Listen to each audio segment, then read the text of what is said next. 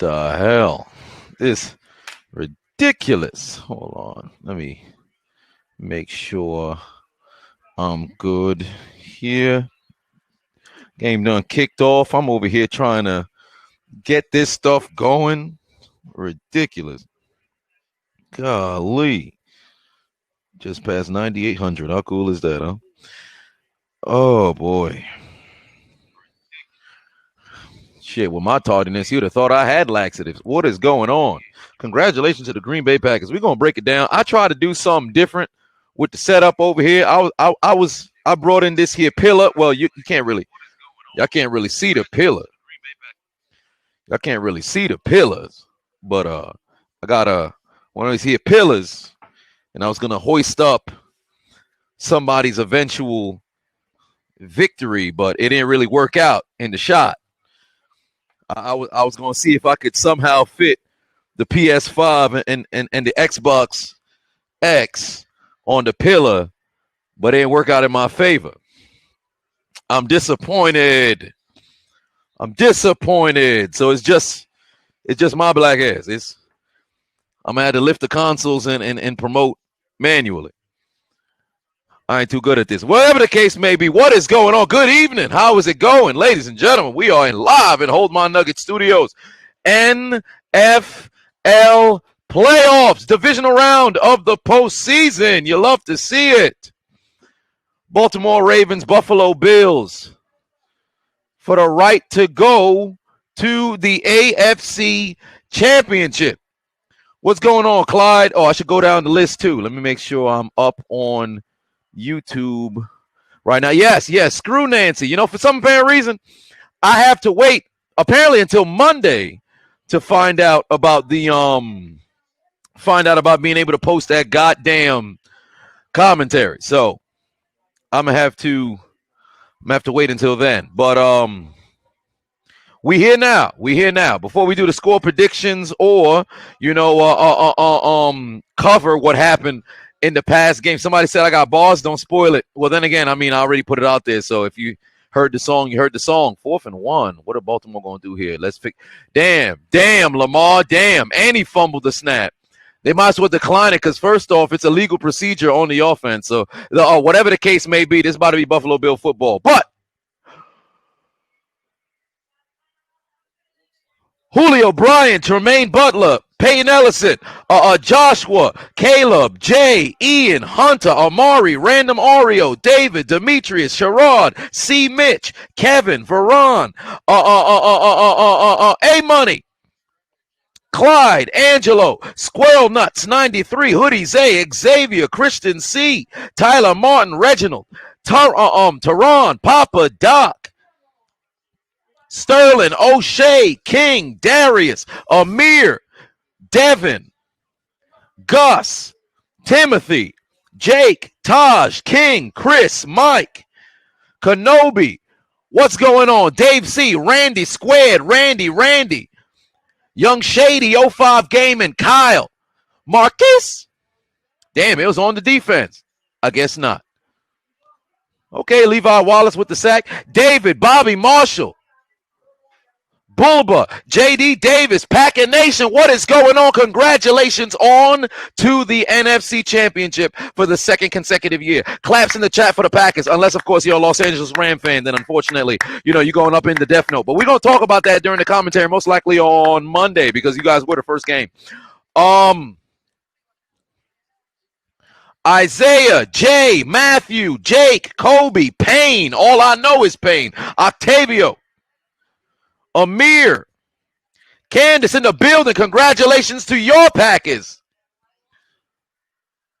Brom, Aiden, Michael Jones, Packers fan in the house. Congratulations. Daniel, So Chill Steve. What is going on, y'all? Jeremy H., how's it going? I told you guys, come postseason time, the commentary is going to another level. Y'all thought I was joking. I wasn't joking. I had ribs in pain. You thought Aaron Donald's ribs was in pain due to the wild card weekend? Oh, no. It was a Chiseled Adonis videos. I got 2 webcams on the goddamn screen. It's fucking me up. I'm looking at the wrong one. Michael Law, Put 2 on it. Said putting 2 on it. Saying what's up. What's going on, Mr. Michael Law? 2011. How's it going? If you guys would like to donate to the stream, you got all your links in the description. We got Cash App. We got Patreon. We got Venmo. There's one more. We got PayPal. Also, you got the super chat here on YouTube and the tip button live on Hot Mic. And we're going to be bringing people on most likely as the game progresses. We're going to bring people on because halftime, I got to go get me something to eat. But this man missed the damn kick. What is going on with Justin Tucker? Justin Tucker's missing kicks? What genjutsu is this? He doinked it. He doinked it. Justin Tucker doinked? Since when does Justin Tucker doink? He walked into a nightclub in June. Or I should say, well, then again, yeah, June, Southern Solstice. What was that? When did I go to New Orleans? It was August? Whatever the case may be. He's a little bit prideful. His favorite month must be June. He walked into a nightclub in August in New Orleans. All right. He walked in there. He put on a wig. He took out his appendage, but he made sure nobody saw it because he just tucked her and went out there and doinked it off the goddamn upright. What was he doing? What's wrong with him? Aaron Sherwood put $1.99 on it and said, hopefully this stream doesn't get blocked too. I hope not. I really hope not. Remember when we were live and it ended up getting cut off? Not the long lives, because those cut off at 6 hours for a reason. Now, I figured that out down the line. Shout out to the hot mics that let me know. But there was once where I think I was showing my commentary, and then the NFL just it cut it because I like to. Before I was doing like a halftime show during the live stream. Yeah, the NFL ain't with that no more. I can't believe Justin Tucker done doinked it off the upright. You don't see Justin Tucker miss field goal, but when he does, the Ravens still win. There's only a few amount of times. Matter of fact, no, I can't. In all of the games that Justin Tucker has missed field goals, if I'm not mistaken, Baltimore has won the vast majority of them. I know he missed the extra point against the Saints a few years back, and that ended up resulting in a loss. But for the most part, when Justin Tucker misses, the Ravens damn near always win. Somebody correct me, Ravens fans who have been around since 2012. Let me know. Kenny said 12 plays, 7 minutes just to miss a field goal. It happens, man. It's a part of the game. It is a part of the game. Mark says WrestleMania will be in Tampa finally next year in Dallas, home of them boys following Hollywood. I just watched the video literally before I came live about the promotion of the of WrestleMania. I'm right? Well, what the hell? I know my football. I even need to look that up. Every time Justin Tucker misses a field goal, the Ravens don't lose. I mean, it's not something you should cheer for because, for one, he's messing up his, number one all-time ranking when it comes to field goal percentage. But nevertheless, Baltimore, you shouldn't feel upset. You ate up a gang of clock, and unfortunately resulted in a missed field goal. But still, look how easy and effortlessly they went down the field. This is something that you can build momentum up off of. All right. Now, let's discuss. Oh, and Dale put $1.99 on it and said, go, Pack, go. Congratulations to your squad. Jay Moore put 3 on it. All Packers fans, congratulations to all Packers fans in the building. The goddamn EMTs put $1.99 on it. And we need to send the EMTs to Aaron Donald house. How the hell this man was playing with a torn rib? How you going to play with a torn rib? Is this man crazy? Dude is wilding out there. Dude was tripping out there. Gonna play with a cracked rib. David said, at the Royal Rumble is going to be Roman Reigns versus Kevin Owens, last man standing. I did see that. Yes, indeed. I had to tune in this morning to catch up what happened on SmackDown last night. Tristan said Tucker is still the GOAT. Well, he's still got work to do. Right now, he's still the best kicker in the game. I don't care what nobody say. Oh, Tria J put $3.99 on. But Tucker is still the best kicker in the game. I don't care what nobody says. Longevity, or I should say consistency rather than longevity. Because there's a lot of kickers who did it, did it longer, but nobody has done it better since he came into the league than Justin Tucker. But let's first discuss. Let's talk about that Rams versus Packers game. Let me tell you something. The Rams fucked themselves out of a victory. The Packers won the game justifiably so. They didn't go out there and, lollygag and it was a very competitive game. But the Rams' ineptitude on offense cost them this game. The Packers' offense was not blowing them out the damn water. You look at the score, you see it was a two-possession separation at the end of the game. You're like, damn, it looked like the Packers owned them the whole game. No. It was one or two plays on damn near all of the drives, and you could sit there and say, yo, Sean McVay, I expected better. Moreover, not really Sean McVay. I'd say Jared Goff, I expected better execution. Because the Packers defense, they played great for their standard. But the Rams should have been able to overcome. Truly, that game should have went into overtime. When they cut their deficit to 7, and then they stopped Green Bay, and they had another opportunity on offense, and they ended up going backwards, that was the game right there. Once I saw that happen, I said, oh, yeah, Aaron Rodgers is going to go down the field. Lazard dropped a huge pass. Come back down, and then he get himself a touchdown. The Rams had their opportunities. And say what you want about Jalen Ramsey. A lot of people going to be talking trash in his comment section right now. Ramsey was balling.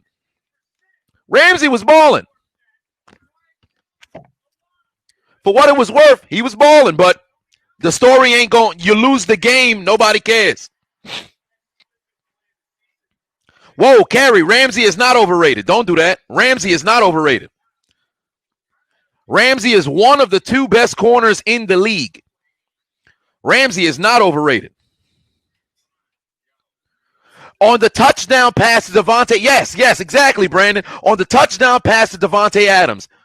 Adams went, stopped, went back. It's a motion. So he went towards the left-hand side, ran back towards the right because there's going to be a sprint out. Ramsey read it, but on his way back over, ain't get there in time. Moreover, the nickel corner has to, whoever the hell is the inside, the slot corner, they've got to recognize that. That needs to be a switch.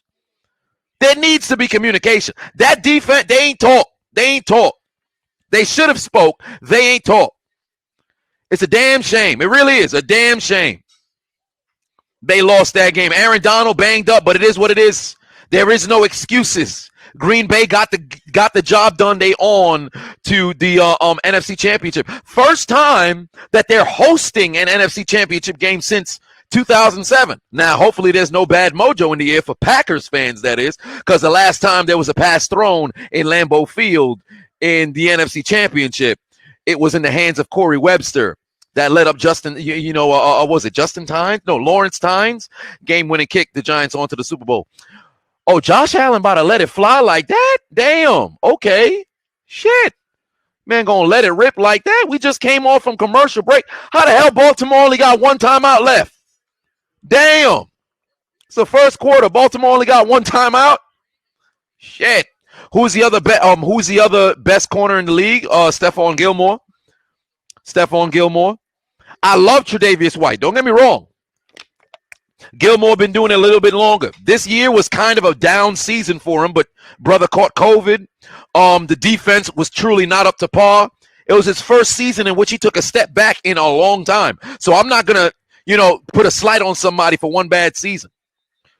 Xavier Howard, very, very good corner, but he's not better than Tre'Davious White, not better than Jalen Ramsey. Hell, I would say this season is when he took the leap over Jari Alexander, but Alexander literally right there. He ain't no scrub either.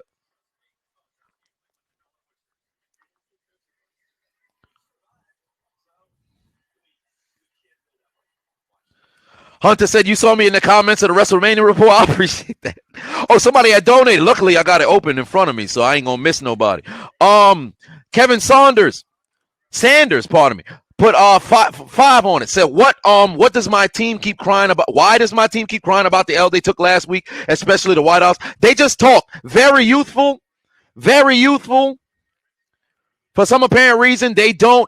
This generation that we live in now, and I think it's going to continue as a trend where people talk too much. The people who in the league right now, they younger than me. Shit, I'm 26. I feel old now. I remember when I was younger, I'm like, at least everybody who's into professional sports is older than me. Now motherfuckers is younger than me in the league. Damn. But this generation, because they came up with social media, and this is just a part of their life, because I'm part of the generation in which when I hit my teen years, that's when social media started taking off. The MySpace days was the small, the small beginnings. But it wasn't until, Facebook started booming in like 2008, 2009, and everybody was on it. That was when, social media started taking off. So now this whole generation, y'all don't know nothing outside of it. So people going live, people on TikTok live, and they don't know how to control their mouth and don't understand that everything that you say is being recorded. If Chase Claypool and Juju Smith-Schuster said what they said about the Browns in the privacy of the locker room or on a phone call or via text, there'd never be no problem. But when you say it out in public, and moreover, you lost. The fact that you lost, keep your mouth shut. Don't say nothing. What are you talking about? You lost. They're going to get clapped next week. You lost. They clapped you. Stupid. But because this is the reality of the situation of this upcoming generation, we're going to keep seeing people unable to keep their mouth shut. At least on the front, I would say the first 5 years in the league. And then, of course, when you become older, that's when the humility starts to show in, because you're going to learn from your mistakes, or you're going to see somebody who is younger than you, 35. Come on, Lamar. Throw the ball. Throw the ball, Lamar. Damn. Oh, J.K. Dot, what are you? Oh, my God. What was this play? What was this play? Bro. Bro. What the hell was this play? Fam, let's break down what happened, right? First off, 3rd and 5. Lamar Jackson takes the snap. Nobody's open. So Lamar being Lamar, what's that? Nobody there? Fuck it. I'm going to run.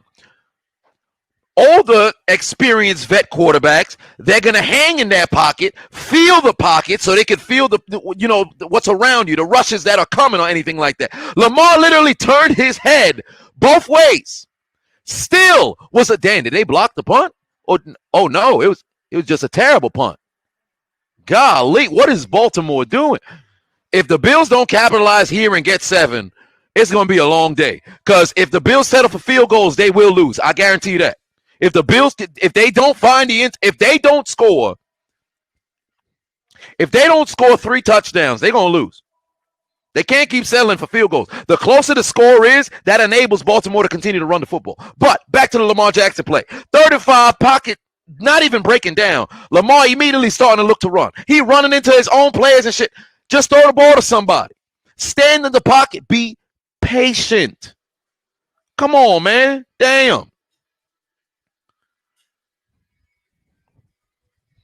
Yo, the food, I'm happy y'all talked about the pizza that showed up on the commercial break. The food during this postseason has been excelsior. Have you seen when they came back from commercial break, or they get ready to go to commercial break, the food that whatever the chefs or restaurants are cooking up? I'd be damn near salivating. When I was screen recording all of the games for the commentary this week, all the commercial breaks was in the screen record. So all I did was see food. I'm over here looking like Homer Simpson, waiting for the goddamn food. I was watering salivating at the mouth, trying to get me some damn food. Ironically enough, I had pizza today. I actually had some Domino's earlier today. Jamel, I'm happy that you brought that up. How do I feel about Urban Meyer going to Jacksonville? I'm not a fan of it. I don't like it. Coincidentally, Brandon, who I told the story about when we went to college and we ran into John, who was high on Molly, he hit me up today and said, what are my thoughts on Urban Meyer going to Jacksonville? Let me tell you something. I personally don't feel like it's going to work with him in the NFL unless he goes into a situation that is favorable to him. He's going to a team that has the number 1 overall pick. Deshaun Watson says he wants to dip. I understand Trevor Lawrence is out there, but I already know what I'm getting with Watson. If I'm Urban Meyer, I'm making a move to try to get Watson.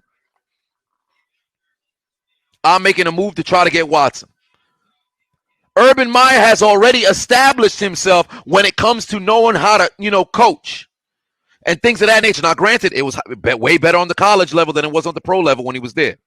But don't put yourself in a position in which you bring in a quarterback that's a rookie into a losing situation and it don't work out. Don't do that. Take the sure thing. Now, Jacksonville does have cap space. They can attract people to come down there. But let's just be honest. How many motherfuckers ever said, yo, man, shit, I'm going to Jacksonville? This doesn't exist. Get Deshaun Watson down there, people going to start showing up.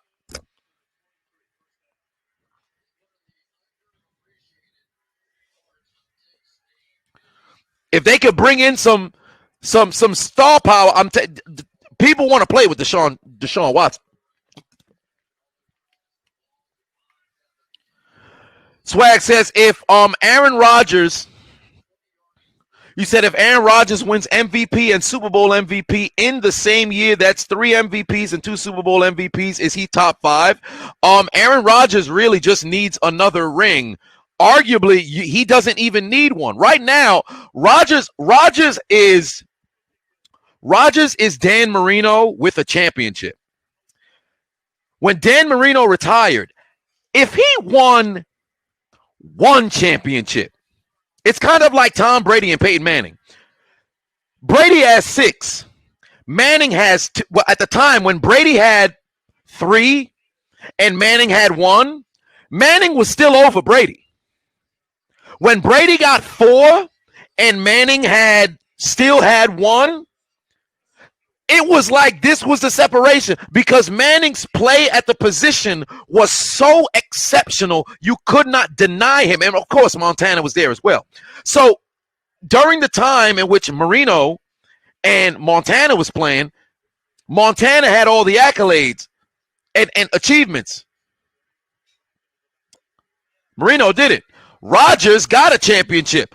And right now, if we talk about pure person to play the QB position, he is in that upper echelon. For me, it's always been Rodgers is probably, when it comes to pure passers, things of that nature, Rodgers, Marino, and then Mahomes is like right there because he's so goddamn young, I can't throw him up there. But score right now is still scoreless. It's 0-0 in the first quarter. That was a bullshit passing. That was bullshit, flag. Referees haven't really been anybody's friend. This entire year, they've been piss poor. What are these short game what is the play call here? Yo, does Buffalo want to win? What are these play calls? Jay Moore put 3 on it, said Adonis goes harder than nails in a coffin. Well, there it is. You got to make sure that coffin's secured or the Undertaker will rise from the dead. Nakai goaded, put 99 on it and then put 199 on it. Said, can you get another sermon? Well, Derrick Henry's eliminated from the playoffs. But perhaps there will be one depending on, what transpires in the game. Oh, boy. The Buffalo has to score here, or this entire thing was for naught. You got to catch that. That's good coverage by Marlon Humphrey, but Gabriel Davis got to catch that. You got to catch that. Buffalo ought to be ashamed of themselves, man. And this is the same thing that happened last week in Tennessee. And I touched on it briefly in the commentary, but if you watch the game and people will talk about how Gabriel Davis got to catch that. Fuck all that. Marlon Humphrey was in the area, but he wasn't on the same he wasn't in the same town as Gabriel Davis right there, at least when it comes to his hands. He should have caught that. Come on, man. Buffalo Bills can't be settling for field goals here. They got to score touchdowns if they want to win the game. I already predicted for Baltimore to win. I got Baltimore win this game. I didn't even post my predictions. I'm bugging. I should have posted my predictions. Sterling said, who am I rooting for? I don't have a dog in. Well, then again, my initial predictions for the Super Bowl was, of course, my Pittsburgh Steelers, and either Green Bay, because I wanted to rematch a Super Bowl 45, or New Orleans, because I'd love to see Drew Brees in another Super Bowl. So right now in the NFC, it's either Green Bay or New Orleans. But right now, I'm probably leaning more towards New Orleans, because I know this will be Drew Brees' last year. So it's your last shot. Go out on top, because I know Rodgers, he's still going to be in the mix for however long he still plays. But my favorite quarterback to watch in the league right now is Aaron Rodgers. But it's either Green Bay or New Orleans in the NFC. And in the AFC, it's literally wide open. It's literally wide open. I've been saying from the jump, there is no clear-cut team that is a surefire guarantee to make it to a Super Bowl. There is not one. Everybody was talking about the Chiefs the whole year. The Chiefs are severely flawed. Whoa, Mr. Randy, don't do that. The fix is not in for Breeze. Don't do that. The fix is not in for Breeze. Jeremy said, no Tampa. They're going to beat New Orleans. We're going to have to find out tomorrow night. I will be live for that game.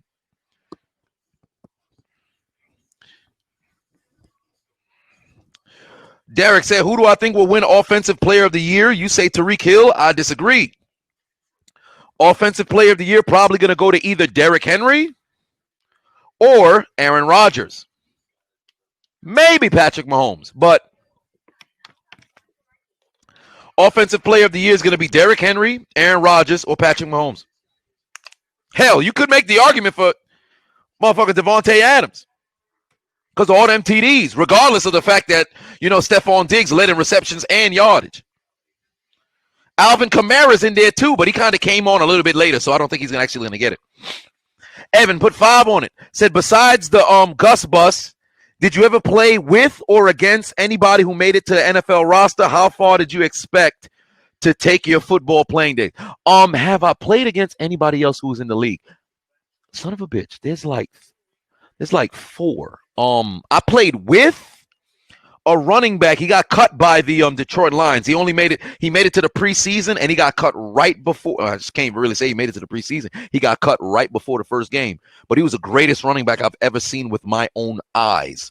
Rashid Williams. He's playing in the indoor football league right now. If I'm not mistaken, he's playing for Iowa. But then again, that was last year, so I'm not too sure. But that dude was a beast. Gus is in the league. There was a wide receiver. Fuck. The D lineman. Well, shit, he got cut by the Giants 2 years ago. Ishaq Williams. I played against him. He was on the D line though, so we never really crossed paths, except when they broke out a run in the open field, because he played tight end as well, and I was on defense, so we had a little bit of a collision there. He didn't lay me out. I didn't lay him out. It was just one of those, yo, y'all about to score, let's hit each other sort of situation. CTE, bam! CTE on 3, CTE on 3, 1, 2, 3, CTE. So, if you guys play, those of you who played football, it's there. This man fumbled on the play. Golly. What are they do? Yo, this is a very sloppy game offensively. Sharif says, am I from Brooklyn? Yes, indeed I am. No, Curtis Samuel, I did not play against Curtis Samuel.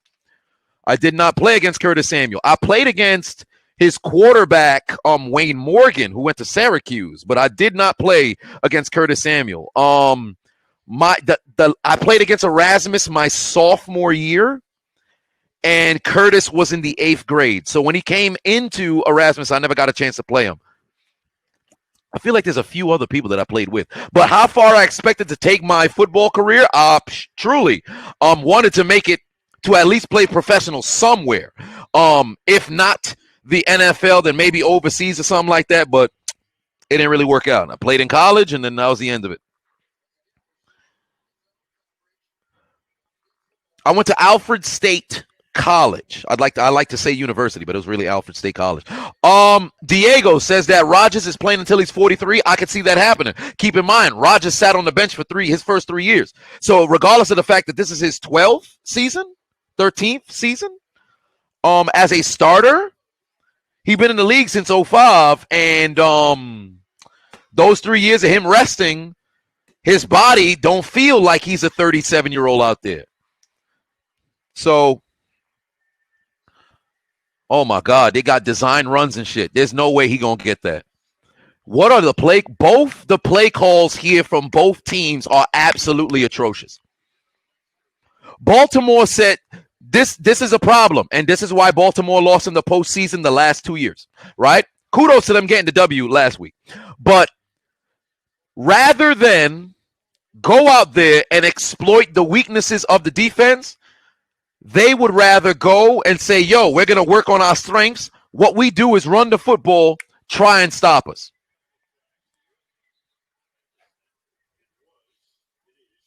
Wild, man. Demetrius said, you met Derrick Rose at a McDonald's drive-thru. You worked there. Oh, that's what's up. How cool is that? Diego said, do I watch Aaron Rodgers Tuesday on the Pat McAfee show? No, I've seen clips, though. I don't tune into the live streams, but I have seen clips of Aaron Rodgers on McAfee show.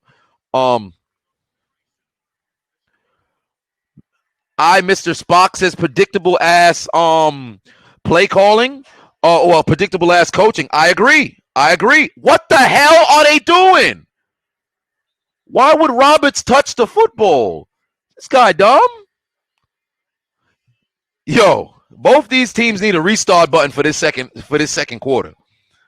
They need a restart button for this second quarter. What the hell are they doing? NY Chris says, where do I think Watson ends up? New England? Jacksonville? New England, Jacksonville, or still in Houston?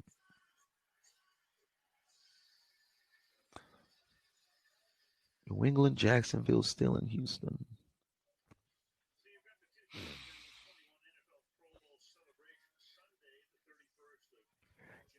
The Bears can try to make a move, but I don't see it happening.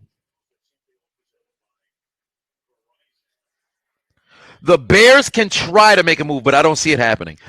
Indianapolis, maybe. You know what? Actually, Indy has a better chance. Golly, Josh Allen got a fucking cannon of an arm. He's got a cannon, but he's looking like the Josh Allen of the last 2 years because that was inaccurate. That should have been a touchdown. Watson to Carolina? No. Please, God, no. The Niners, a lot of people have been talking about Deshaun to the Niners, but I don't think. Then again, John Lynch could fuck around and pull that off. Wow, that changes things now. I got to give that some thought. Is that Matthew Judon who just missed that sack? Tyrene put 5 on and said Watson to Miami. No. But if it does happen, then there it is. How the hell does Matthew Judon not get that sack there? I'd love to see. That's ridiculous. Score is 3-0 here at the end of the first quarter. Baltimore should have just had a sack. That was a give me sack. It wasn't like Josh Allen did some move and then dodged him. He just stood there. Oh, let me just go to the right. Oh, I missed.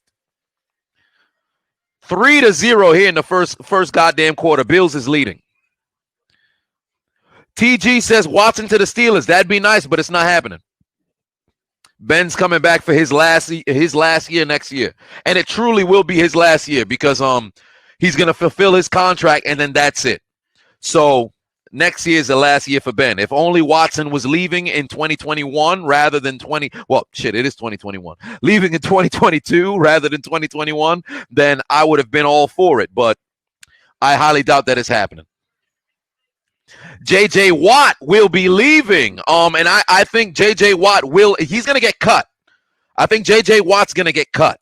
And because that could be the reality of the situation, I don't see J.J. Watt going anywhere but Pittsburgh. You have an opportunity to play with your brothers? Come on. Watson to the Eagles. Juice Man in the building. What is going on? I haven't said Juice Man in forever. You know what also hasn't happened, Juice Man? I ain't get those basketball highlights. You thought I forgot? My memory's impeccable. I may have some strains of CTE, but damn it, I ain't get the basketball highlights, man. You thought I forgot? You've been talking about these basketball highlights since October. November? What are highlights at, man? Yeah, look great. He thought I forgot. Juice Man thought I forgot. It's been 3-4 months. I ain't get no DM by no highlights.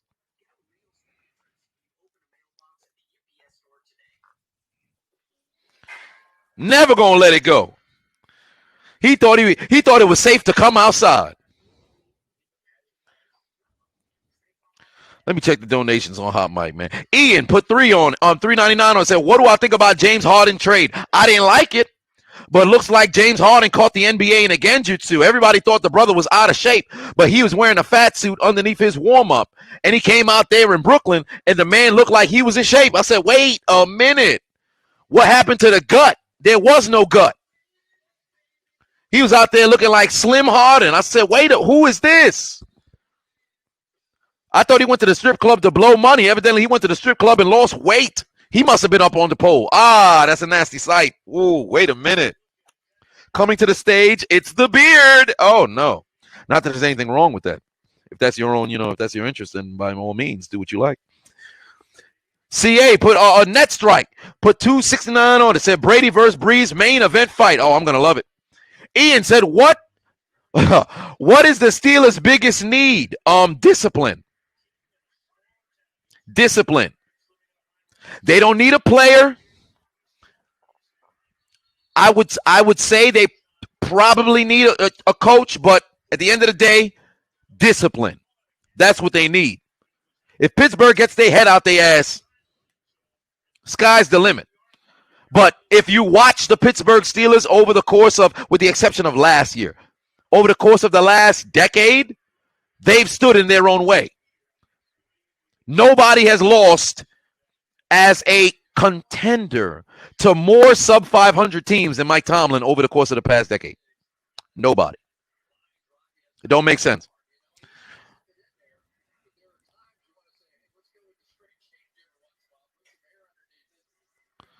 They need discipline.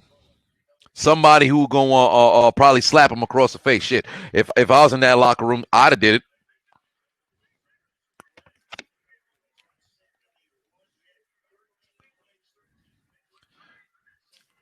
Gervais said he came out there and dropped a casual 32. Wasn't it crazy?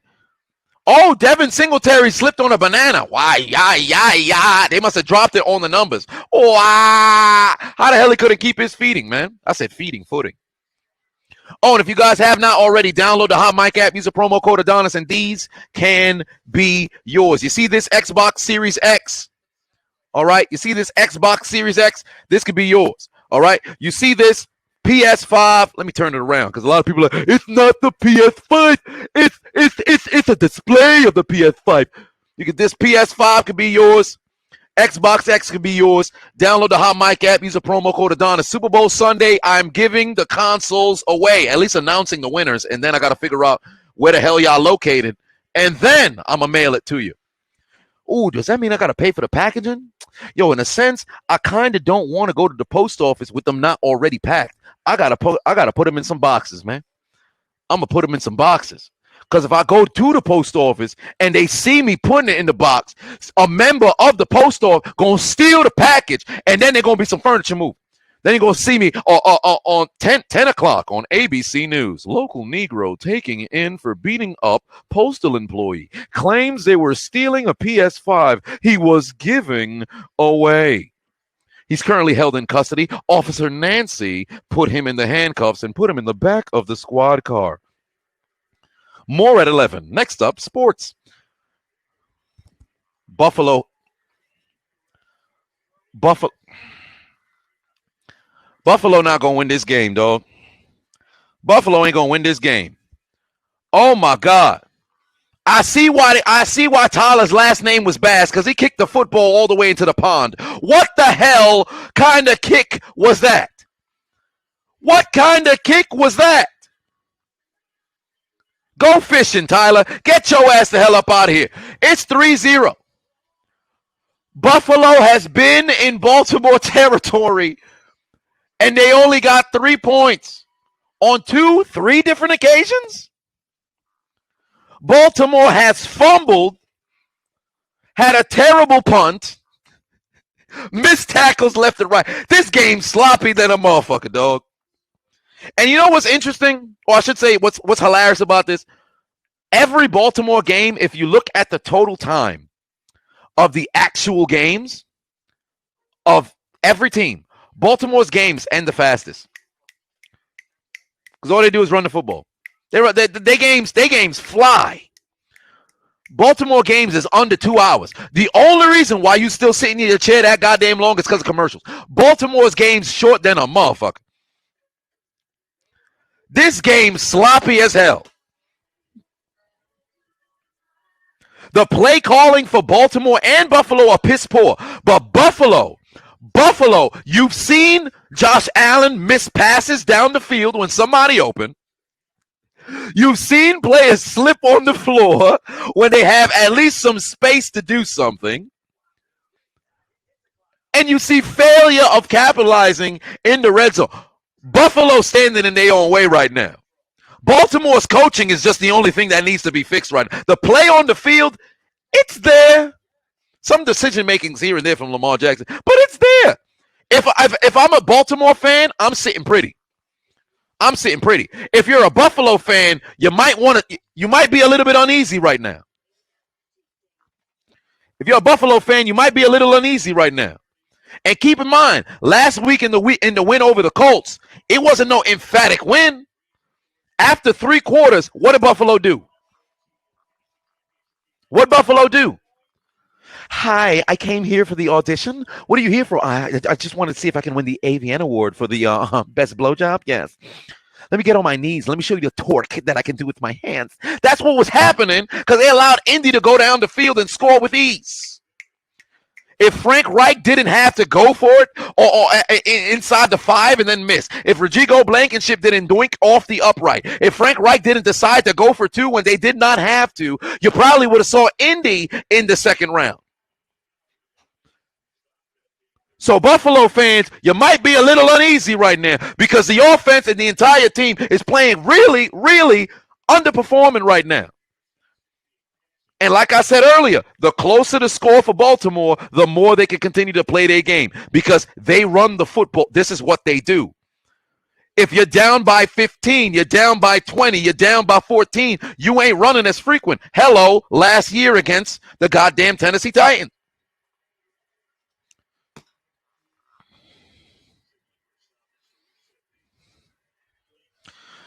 Let's see what the hell they're going to do here in this second quarter. I can't believe Buffalo only got 3 points right now. It's 3-0, 12:25 left on the clock here. And Lamar Jackson continues to try to, he's got somebody. Thank you, Lamar. You see what happens when the play breaks down. This is the beauty of having a quarterback who's evasive, elusive, and can use his feet. But this is the patience that he needed to have. Look where he was looking. All right, nobody's around. Cool. Reset and then throw the football. This is what I wanted to see from him. And you got your man, J.K. Dobbins, found his hands this time around. Last time he dropped the football. But this was what you were looking for. Oh, heavens to Betsy. These motherfuckers done lost the snap.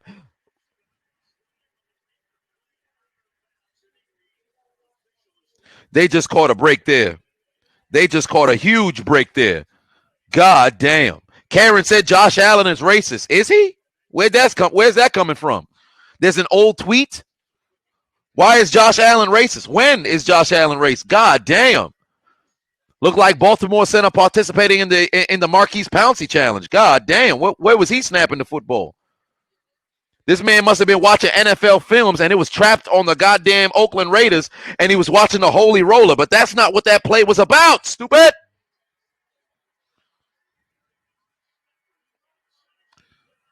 He's going to run here, but we do got a flag. Let's find out what the flag is. 3-0 is your score still in the second quarter. 11:47 left to play in the first half.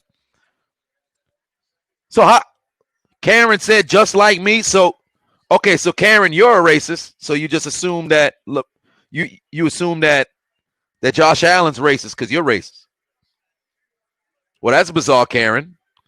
He said if it ain't white, it ain't right speech on YouTube. Really? Because he said if it ain't white, it ain't right. That's what we quantifying as racism? Come on, Karen. I see why you're named Karen, son. Go find the manager of racism and see if they approve that claim for racism, Karen. Goddamn Karens, man. Oh, what the hell? Yo, Micah Hyde was flying just now. What? Yo, who put Micah Hyde on a trampoline? Y'all didn't just see that? Nah, they need to show us a replay. Micah Hyde went flying. Oh, it's over. If they're really not going to show us the footage, I'm about to have to mark this down. Mike, what time was that?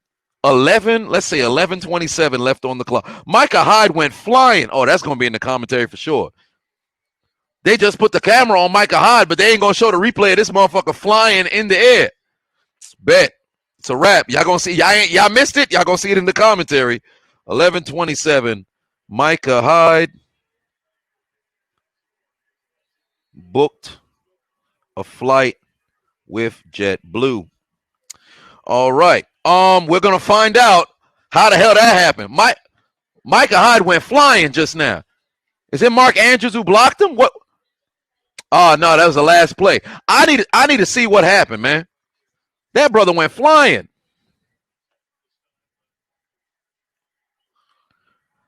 Big Heck said Josh Allen grew up around Mexicans and went to college that's predominantly Hispanic. Intriguing. Justin Tucker opportunity to make up for his miss last time. This time, oh my God, he doinked it again!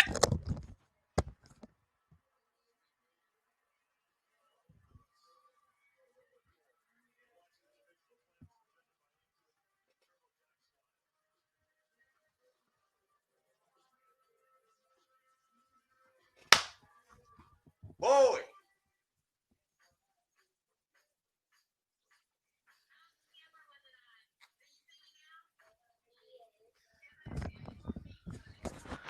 This man done doinked it again.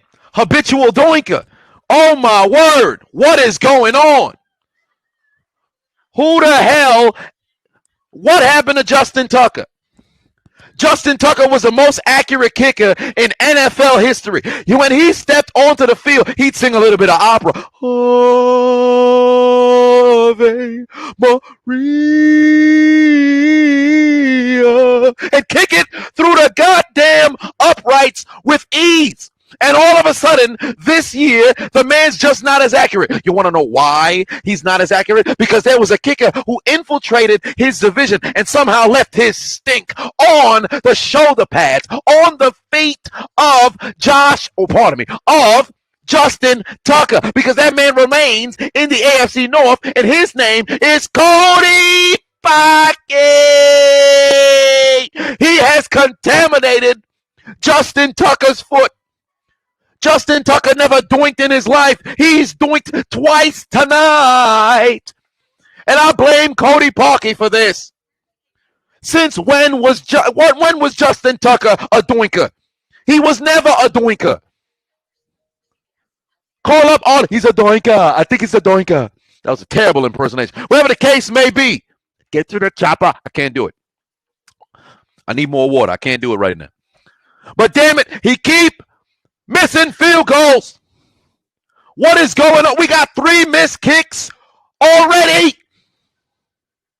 What's wrong with y'all legs? Huh? What's wrong with y'all legs? All these kickers drive and park in the handicap location because they might as well be in wheelchairs. They don't know how to use their legs. And this time it's not by circumstance, it's by choice, or I should say lack of execution. How y'all missing? He doinked it off the upright. Look at the doinks. They got the replay, the future possible Hall of Famer. Oh, we got it off the left upright. Oh, let me try it this time. Let me kick it off the right upright. Next time, he's going to hit it down the middle of the goddamn upright. How many times can one man doink? He tried to turn the football into a Simpson, try to take the damn yellow off the damn bar on the upright and put it onto the football. You gotta be kidding me. What's wrong with him? What's wrong with him? I don't want to hear nothing about it's the wind. There's flying Pokemon. I thought they were playing in Buffalo, but I think they're in Violet City. Where's Faulkner? His Pidgeotto might have used Whirlwind. I beg to differ. I beg to differ. Man out here missing all kinds of kicks. Tyler Bass kicked the football into the ocean to look for, to be bait for other bass fish. It's 3-0 with 10 minutes left to play, and Justin Tucker done doinked 2 field goals off the upright. Tyler Bass done missed a kick so far to the right, it's about to be impeached for the second time. Well, shit, it already been confirmed. Whatever the case may be, Kickers is missing kicks, God damn it. Kickers is missing kicks. God damn, Buffalo leads 3-0 with 9:45 left on the clock in the first half. Eric B., you right. Buffalo fans should be looking at Baltimore fans like this is the Black Panther. Is this your kicker? Is this your kicker? God damn it, man. Just kick the damn football. Mike Shaw put 5 on and said, what do I think Pittsburgh needs to do to become contenders? Discipline. Like I said earlier, they need discipline. And you can add they need discipline, a run game coordinator, and I don't know how much you got to pay to get Mike Munchak back in Pittsburgh, but we need him back ASAP. So yeah, I think but number one is discipline. That's number one. Taha puts 2 on it. Said Cody Parkey challenge in full effect. You ain't wrong about that. Marquise Brown put 2 on it. Said forget everything. Ferocious Rain put 199 on and said wait for it. But let me tell you something, Ferocious Rain, you ain't got to wait for nothing, because right now Justin Tucker, Tyler Bass, and the coalition of missing kickers out there singing a new edition. Can you stand the rain? All 8 kicks keep missing. Gotta be kidding me. Oh, Mabike got hurt. That's not good for Baltimore. 3rd and 8 for Buffalo. 3-0 is the lead. D Bird put 199 on it. D Bird won. Kyle says, you lack a discipline. Net Strike said, I have a better chance catching the coronavirus by drinking Corona beer than seeing you make a kick. Put your motherfucking head back down, you goddamned bum. Not bad at all. Wentz to Philly said, Chiseled Tucker is the second coming of Nick Folk and Cody Parkey. Perhaps. Good Lord, man. What is with these kickers missing kicks? Joshua put 2 on and said, is that Tucker or Nick Doink the Clown Folk? Perhaps. Oh, my God in heaven. They lost the football, and Josh Allen is still down.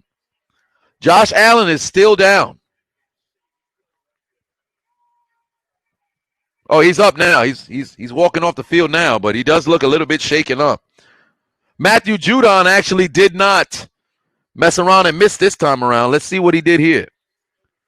Oh, that's a good job. That's a good rush. They got there. Baltimore definitely got there, but they needed that recovery. They definitely needed a recovery right there. The IFA put $4.99 on and said Justin Tucker got a graduate degree in Cody Parkey studies. You ain't wrong about that. Marquise Brown says, what do I think about the Jets' new hire? I like Robert Saleh. Oh, boy.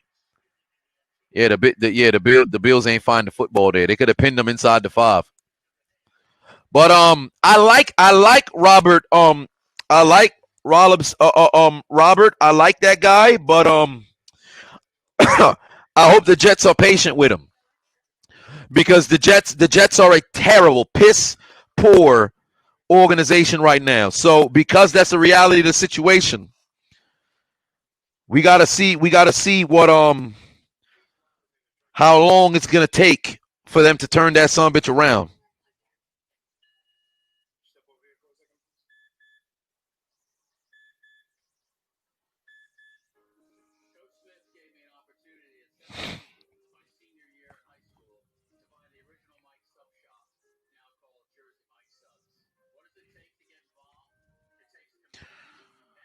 Dez is washed, yes.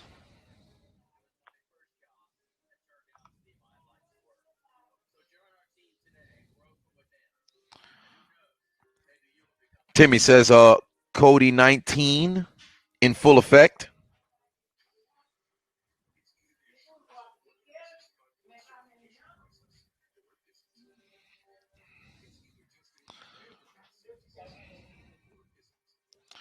CJ said, game more sloppy than Riley Reid BJ. You ain't wrong about that. You ain't wrong about that. Game sloppy as hell, man. It's ridiculous. I can't believe they got 3 missed kicks already. Dirk says, Adonis 2020, we had COVID-19. Now we got a new disease. It's called Cody Parkey Doink syndrome. Well, shit. I know a couple kickers who got it, and it looks like they in Bill Stadium right now. Trill Matt says, ball handling sloppier than a Tiana Trump video. Alexander said, do I think the Browns' run game can take over the playoff game tomorrow? Absolutely. And to be honest with you, I expect them to. I expect the Browns to go out there and run all over the Chiefs. But the Chiefs will still win the game. The Browns will probably combine for 200 yards rushing and somehow still lose the game. Kansas City, we know they can play from behind, but this ain't a game in which you can fall behind. And I'm sure Andy Reid is making sure his team knows that. The problem that you're going to see in Kansas City is Nick Chubb, Kareem Hunt, I expect both of them to go to fuck off. I'm telling you right now, I expect them to go to fuck off and run all over the place. But I see the Browns settling for field goals, not all the time, but some of the time. And I see the Chiefs scoring damn near all of the time. Lamar, this is Lamar's fault here. This is Lamar's fault. Unless they show us the coverage, this is Lamar's fault here, taking that sack. And let me tell you why. Very impatient in the pocket. Now, granted, it was starting to collapse there, but he look how quick it went to panic mode here. 1, 2, 3, and he's already it's only been 2 seconds. He don't know what to do with the damn football. He looked at one read. Turned his head to find a second, and said, fuck it, I'm trying to run. Patient. Lamar got to use his leg. This is his game. This is his game, but there's a flag. It's probably coming back for holding.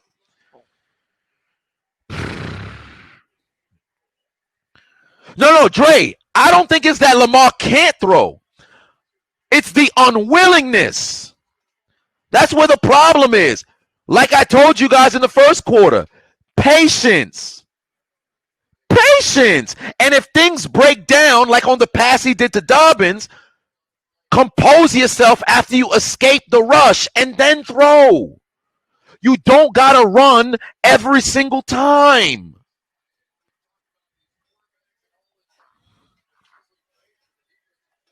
Golly, Lamar just gotta calm himself. I don't know what yo. Both these teams right now playing so goddamn sloppy. It's ridiculous. And I'm gonna get to your question, Vagabond. I'm gonna get to your question real quick. I have another flag, so I guess I could talk about it right now. You said I said the Steelers need discipline. What are some of the things that they can do to ensure discipline in the organization? For one, you have to have a standard that you hold everybody to. Mike Tomlin likes to say the standard is the standard, but the standard only pertains to winning football games. When he told Deontay Johnson, he told the media, I should say, if guys can't catch the football, they will be replaced. And Deontay Johnson was dropping football after football after football, and then he was benched for the rest of the half. But you saw him come in the second half. We ain't doing that no more. Drop a pass, you get fined. Do that on the team. It don't have to be outside the organization. Drop a pass, you get fined. Offensive line, you jump off, you false start. Guess what? That's a fine. Golly, Baltimore can't stop the penalties. They need discipline. God damn. They about to be inside their own 1 yard line. But yeah, fine motherfuckers. Fine people on the offensive side. Hold people to a standard. Hold their feet to the fire. I'm not saying replace somebody after every single problem. No. You have to showcase that you believe in somebody. But if it becomes a pattern, you've been dropping footballs for 3 straight games, guess what? You're demoted. Ultra Instinct put 20 on it. I'm going to read it out right after this play. Lamar done did a fake to absolutely nobody. They got to trust in Rashad here. That's a great tackle by Edmonds, but it's 3rd and long. You know they're going to either dump it off or they're going to run a draw. Buffalo, don't do nothing stupid. We're under 6 minutes remaining here. Ultra Instinct put 20 on it. Said losing because of your kicker is heart-wrenching. I remember when David Akers ended Mike Vick in my Eagles' dream season in 2010 versus the Packers. Oh, boy. Brutal, man. Brutal. Hell, the Bills know all about that. They would have won a Super Bowl. Scott Norwood, wide right. No, delay of game, I kind of understand because of the crowd noise and they're pumping it in there. 3rd and 18, he about to dump it off right here. He's going to dump it off. He's actually going to throw it down the field. I'll be damned. All right. All right. There you go, Lamar. All right. Hell of a job there. All right. It looks like Roman didn't pack it in. Wow.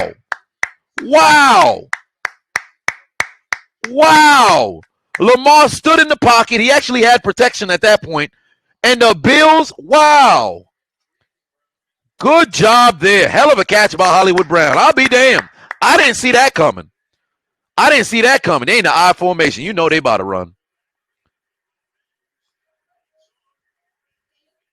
There's exactly what Baltimore needed. And watch them run down the doggone field too. That's how the black man throws the football. You right, Trillmatic. You damn right. Now they moving. But again, they need a touchdown. It's 3-0 Bills right now in the second quarter. We're approaching a little under 5 minutes left to play. In fact, if I'm not mistaken, we should be around the 4:40-some mark. Shit, we at the 4:12 mark. Damn, Tom is flying down. Lamar gonna keep it himself. Keep you contained. Get outside, Milano. Great job. That's textbook defense. Ladies and gentlemen, if you're in high school right now, you're playing college football, you're playing semi-pro, you're playing Pop Warner. If you're playing outside linebacker, you're playing D-end. All right? You outside, keep you contained. Look what Murphy did here. Got inside, he read it perfectly, steps outside, he knows he has people inside. Don't run inside. You've got your friends on the inside. Your teammates is there. Stay there, and then Milano haul ass and get outside. That's good football. That's not a sack. That was a design run. It's just it's a tackle for loss. Lamar threw that's a bad pass by Lamar. Come on, man. You got to do a better job than that.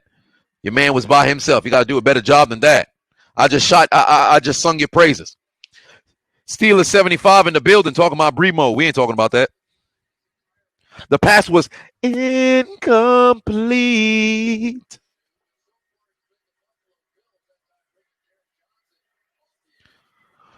All right. Here we go. 3rd and 14. We've seen a 3rd and long situation on this very drive get converted by the Baltimore Ravens. Let's take a seat. Well, take a seat. Let's see what they do here. Oh, it's a trips. Oh, boy. Baltimore actually they're in a favorable position. What the hell? Did somebody run the wrong route, or did Jackson miss his man?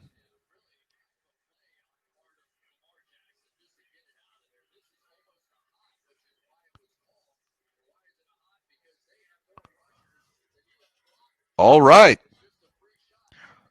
Willie Snead wasn't there either. Oh boy, that was actually not a very good play call. That was a play that needs a lot of protection.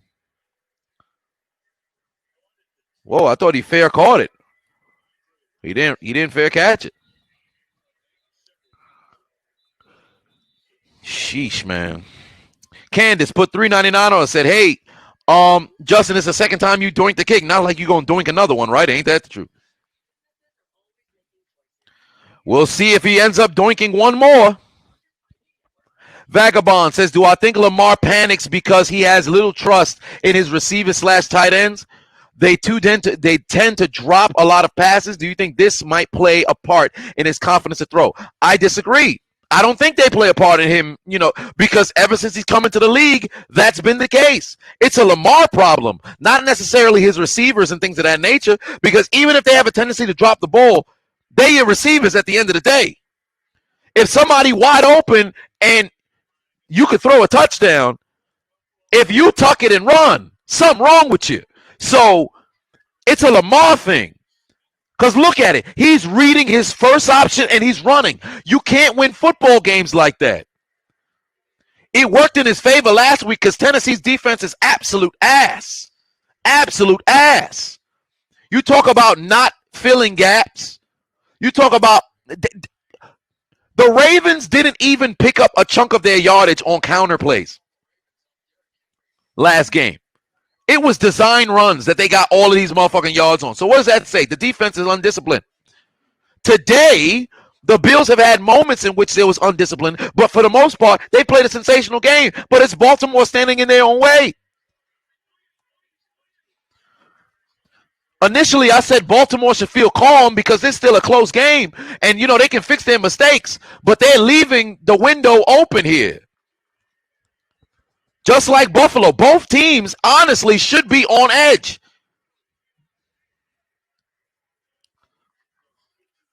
Squan says the Steelers are ass and you're a Steelers fan. Why are we talking about the Steelers? The season over. There's only 7 teams that are worth being talked about right now. That's the Chiefs, that's the Browns, that's the Bucks, that's the Saints, that's the Ravens, that's the Bills, and also the Packers. There ain't nothing to talk about a team being ass. The season done. There is no more this team is ass. It's over.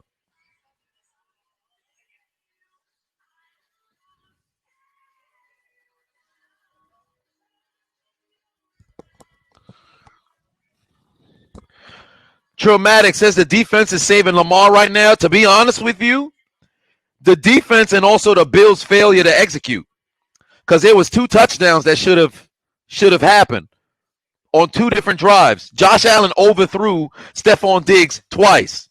Well, one was a touchdown. The other would have been a monstrous gain, because I think Marlon Humphrey or somebody else was going to clean him up.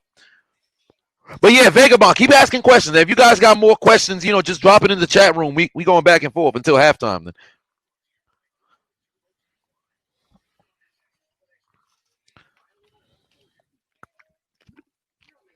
Oh, but wait, we got some people waiting here in the chat room. I got Hoodie Zay. We got Danica waiting. Let me check the donations, and I'll bring you guys on. Hobo says the defense is always going to be the reason the Ravens win. Well, shit. LP said I need to lose weight in a bad way. Can I get chiseled? Well, that's on. I would say number 1, go to the gym. Stairmaster's your best friend. That is your best friend. When it comes to dieting, I'm the wrong person to ask. I can't tell you the right proportion of calories to have, the right amount of food that you're supposed to consume. I can't do none of that. I just go and I work out. I work the fuck out and I eat in moderation. I used to have 3 meals. Guess what? I have 2. The Alex Hayes says you don't skip leg days. That's good. You shouldn't.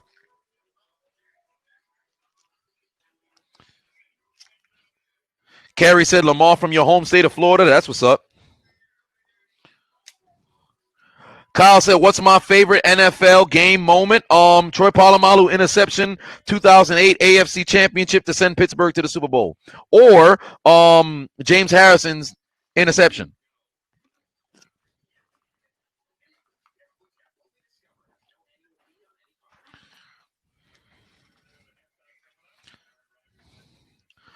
Danger White put 5 on it. Said you feel as if Josh Allen is going to get a touchdown on this drive and then turn up in the second half, perhaps. Micah said Breeze or Brady. Right now, Brady. He's playing better. Izzy put 5 on it. Said, do I think Lamar is just getting happy feet because he's under pressure? Yes and no. But there were moments where he wasn't under pressure and he was still doing the same shit. Oh, great play by Diggs. Way to keep his feet.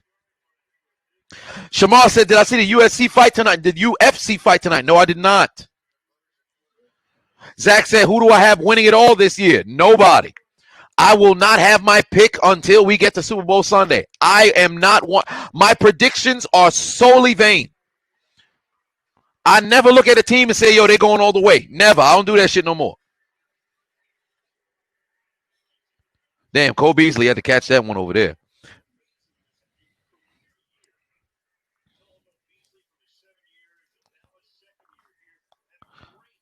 Ben said, what are the Packers going to do with Jordan Love? He about to sit. That's what Jordan Love about to do. Jordan Love's about to sit. Jordan Love ain't coming into the damn game. Jordan Love about to sit. That's what he about to do. Rodgers still playing at the top of the league, and Rodgers is your MVP.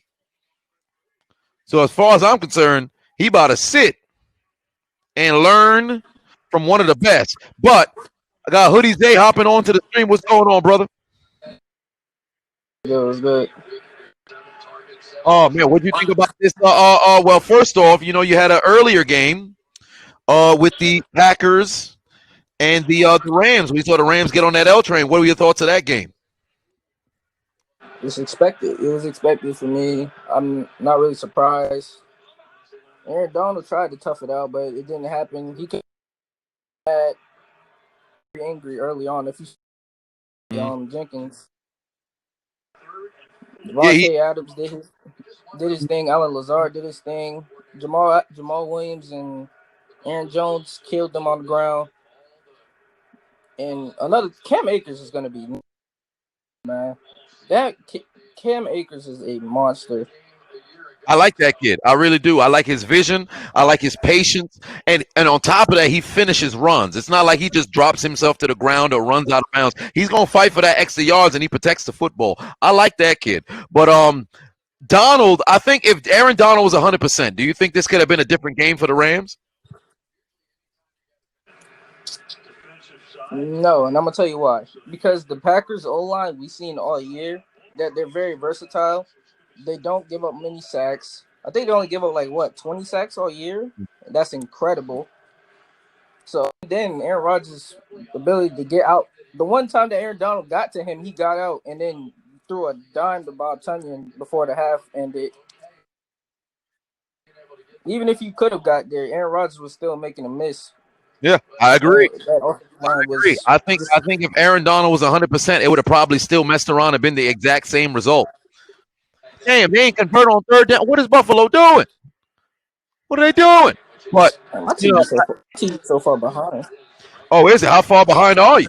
Well, you still in the first quarter. I'm about to see the play right now. Oh, I was about to say, I thought you were still in the first quarter. The football done hit off Calais Campbell's head. God damn. Well, I'm giving you spoilers. The score is still 0-0 for Hoodie's A. Nobody tell him what happened in the game. Matter of fact, he's still in the pack. The Packers and the Rams game just ended. You got the big back TV. Relax. Your TV pregnant. Relax. You say you got to turn the volume up on the nozzle on the side. Type television. type television. I ain't on that type, Tommy. I actually still got that kind of television in my basement right now. It's that old school. It's brown. You got to hit it on the side in order to get it going. It's still got an antenna on the back. Something like that. I can use that as a weapon. If somebody ever break into my house, I'm beat their ass with an antenna. But I haven't been on since the week going into week 17. So let's talk about the Eagles, man. Let's talk about the Eagles and the Giants situation. I Okay. want to play them in week 1. Please book it now, please. I want to play them in week 1. I want to whip their ass. I just want to whip their ass so bad. But I want them to just run all over the. Are you salty about that postseason spot? I mean, I wasn't really salty because the 6-10 team shouldn't be in the playoff talk anyways. Mm-hmm. Like I faced the reality when he did, but when he did it, when Doug Peterson decided to put Nate Sudfeld in, you know another thing I found out, Nate Sudfeld is a free agent. Yep. They're not even finna bring this man back. He talking about some. I want to see what he has for us. You're not even finna bring him back. What are you talking about, bro? You just talking. Yeah, it was a tank, and he threw in the towel. And it ain't even work for him because he ended up. Yeah, how you gonna throw the game in order to get a better pick and you get fired? Like that's a shame. You threw the game for no damn reason.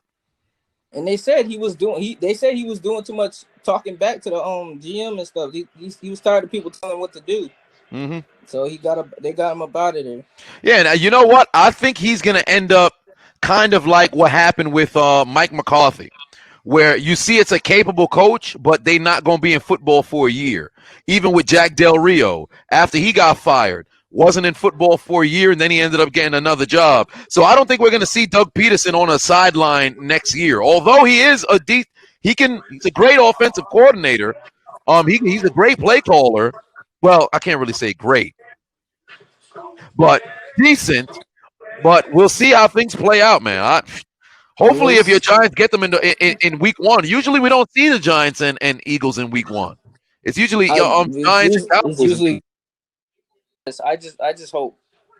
I mean, but this year we play. This year we played John week 1, and yeah, and we was leading 10-0, and then they blew the lead before the half. So. Yeah, man. I remember that. I remember it was rather joyous. You know, it was back when my team was winning, but we ain't winning no more. We only winning on Madden. Asking me like people was asking me, they was thinking like, what should we do with Daniel Jones? And I was saying, just give him a big target. Look at the free agency. You got Kenny Golladay, you got Allen Robinson. There's more that's off the top of my head, but if there's a chance the Giants can get one of those 3, I will be happy. Just get Daniel Jones a big target receiver. Bring Sterling Shepard back. I mean, well, he's still on contract. I think Evan Ingram's still on contract. Trade Golden Tate to somebody because he's a lot older and he's not as good as he used to be, obviously. Have Saquon come back. Bring Wayne Gallman back because he's about to be a free agent. Do not have Saquon you do these past 3 years. That's why he got hurt, because you overload this man. You give him the ball every single play. Teams are going to be ready for it. He's going to get hit, and eventually something's going to happen to him. And third and final, please get another cornerback. Please just get another cornerback. James Bradbury is great. The defense played great second half of the season. And bring Leonard. Oh yeah, last but not least, bring Leonard Williams. That should be an obvious. That should be an obvious give and take.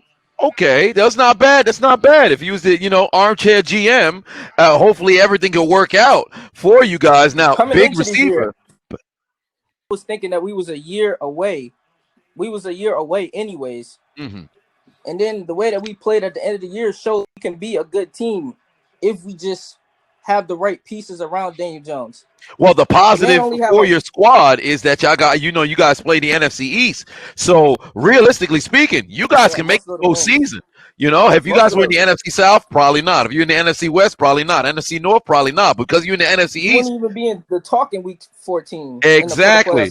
So I do agree with you. You guys definitely need to get a larger target for Daniel Jones. We'll see what happens in the offseason, maybe even during the NFL draft. I'll be live during the NFL draft, so that's going to be very interesting. I don't know nobody, so you guys are going to have to spend I think the time educating me I on the think NFL draft. We'll they see how probably that might plays out. go. They probably might go linebacker in the draft. And there's one linebacker I'm thinking about, Micah Parsons. I don't know if you heard of him. No. He opted out this year, but he is versatile. He can pass rush. He pretty much what Isaiah Simmons is, but except for they didn't give Isaiah Simmons that many minutes. He will come into our defense and play right away with Blake Hmm. Martinez. Besides Blake, who do we have at linebacker? Really, I couldn't tell you nobody else. He's the only guy, and he's a tackling machine. But we'll see how things play out. But I appreciate you coming on to the stream. Enjoy the rest of the stream and the rest of this half. I know you just finished the first quarter, so you got a lot of time to catch up. Right. You Relax, coming on, Hoodie, relax. man. I just seen Mark Andrews on first down. Relax, Oh, in the first quarter, hey, nobody tell Hoodie what happens, man. We already at the end of the game. Yeah. We in the championship Sunday. You Bugging. got to catch up, brother. This game making me mad though. I ain't gonna lie to you. What are they doing? Hey, what are these teams doing? We're gonna find out. We're gonna find out in a little bit. But I gotta let you go. I'm about to bring Danica on just before halftime. I appreciate you coming on, brother.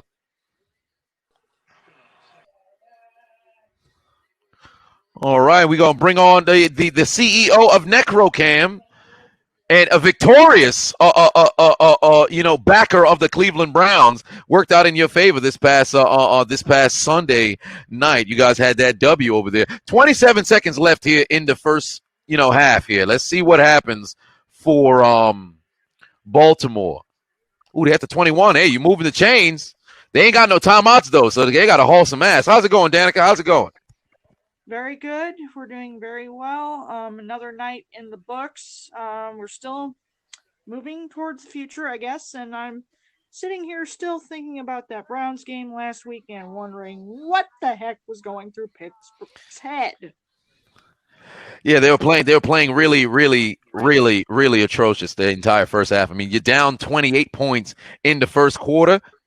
Gotta be playing like ass. They had a terrible snap, went over somebody's head, and then after that happened, Big Ben out there throwing apple turnovers. I thought Baker was the pastry chef. Evidently, it's Big Ben. It was brutal. It was absolutely brutal, and they gave me hope because the entire time I'm sitting there like, I know they'll come back. And the moment that they had a chance to really put their foot on the Browns' neck on 4th and 1, they ain't go for it. It was very disappointing. Exactly. And you're sitting there, and I'm sitting there looking like an idiot the whole time because I thought it was going to be an under 20 game. You remember what I said last week. It should have been the Steelers who should have been scoring. It should have been the Steelers that should have had their foot on the throat the whole time. They had the talent, but they had no discipline whatsoever. They put Ben in, put in Mason. I'm sorry. I know this sounds awful coming out of my mouth, but Mason better than Ben did, and he only played one game. Well, against the Brown, well, in the second game, I can say in week 17 through the first half. Well, I should say Mason's second half was better than Ben's first half, but Ben's second half was very, very effective. The only problem was, I guess, the confidence wasn't there in the first half. If Ben played his game in the second half, but in the first half, Pittsburgh probably could have messed around and won, but shoulda, coulda, woulda, they lost.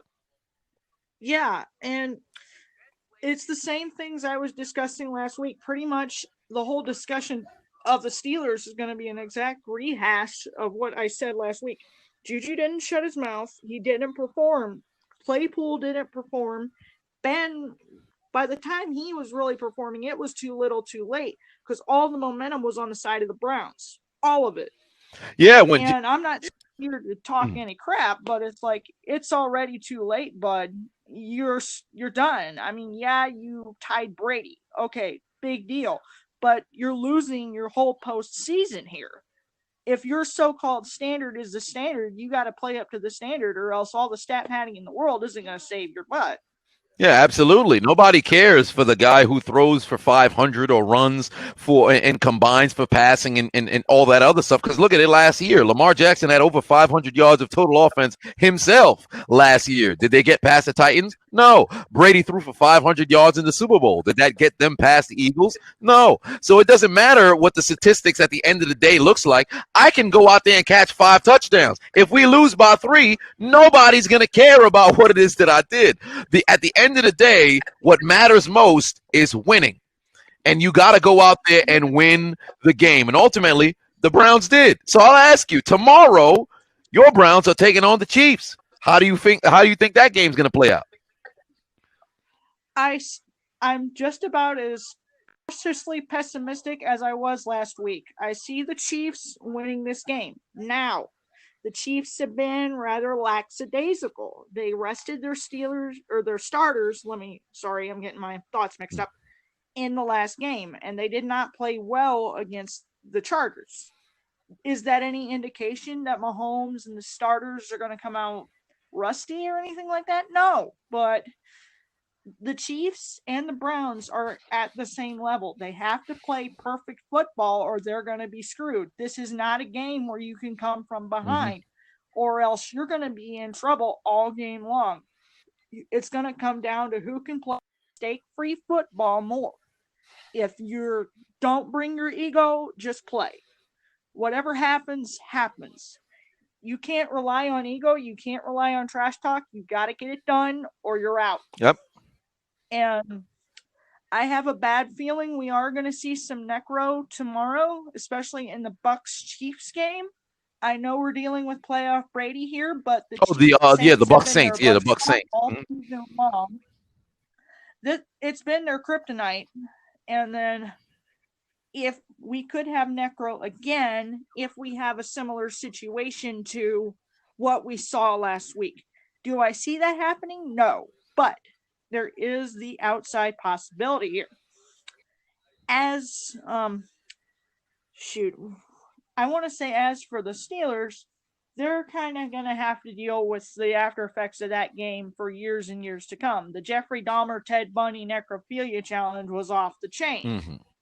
Like Ted Bundy was everywhere on that field. He could have basically murdered 3 people and everybody would have been there to watch. Yeah, I expect the Browns fans to be very, very vocal. The only way that Pittsburgh will be able to quell them is, for one, they'll have to have emphatic victories, next year in the regular season. We'll find out when the time comes, but I will be live tomorrow night after, the Browns and the Chiefs game for the Bucks and the Saints. So we will see if your Browns will be advancing to the AFC Championship for the first time since '87. Yeah, '87. Yeah. So we'll find out how everything plays out. I appreciate you jumping onto the stream as always, Danica. And we'll see if we get some Necro Cam in this second half. It's 3-3, but maybe somebody will get stuff going. So enjoy the rest of the stream. We should do a conversation on like Ted Bundy at some point. You and I should somehow get together on a video or something and basically about the necrophiliac people. Perhaps that's something to explore. We'll see in the future. We will see in the future how that all plays out. But it is halftime now. I got to go get myself something to eat. So I'm taking myself a little bit of a break. Usually I'd hang around. I'm going to take myself a little bit of a break. It's 3-3 at the half. Justin Tucker done missed 2 field goals for reasons I wish I understood. Tyler Bass done missed a goddamn field goal. It's ridiculous. What's wrong with them? They out here bugging. They need to do better. They need to do better. It shouldn't be 3-3. Thought the teams would have been playing way better, man. But I'll be back. Let me go grab something to eat. I'll see you in the second half. Just scoot up.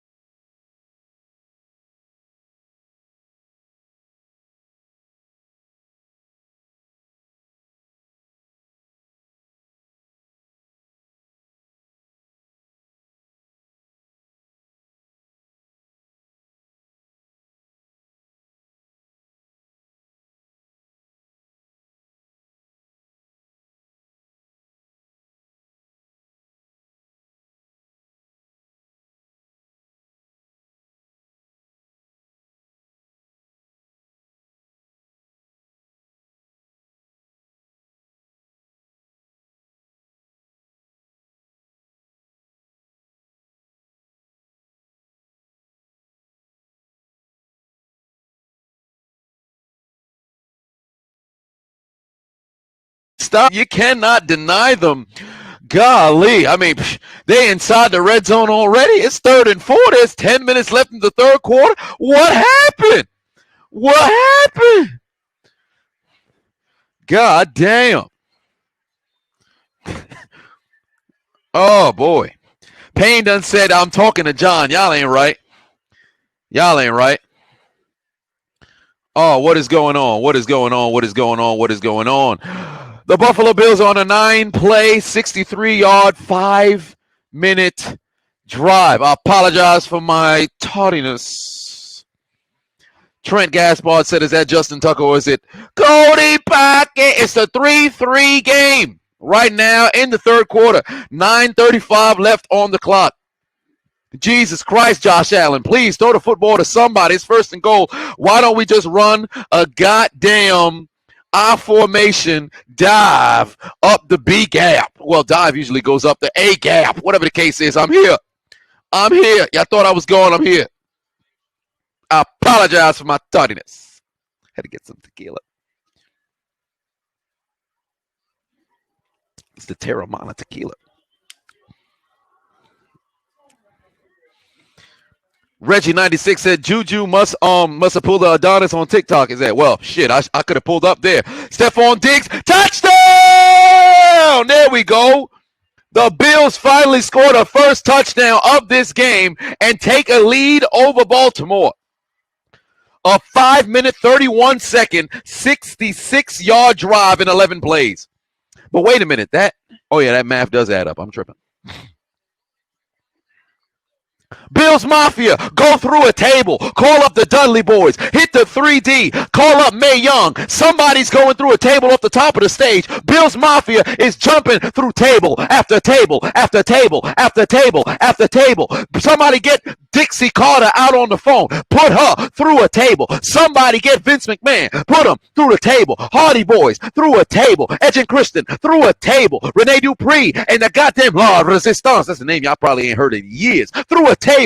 William Regal and Tajiri through a table. Don't matter what the tag team is, through a table. And just now, the Baltimore Ravens through a table.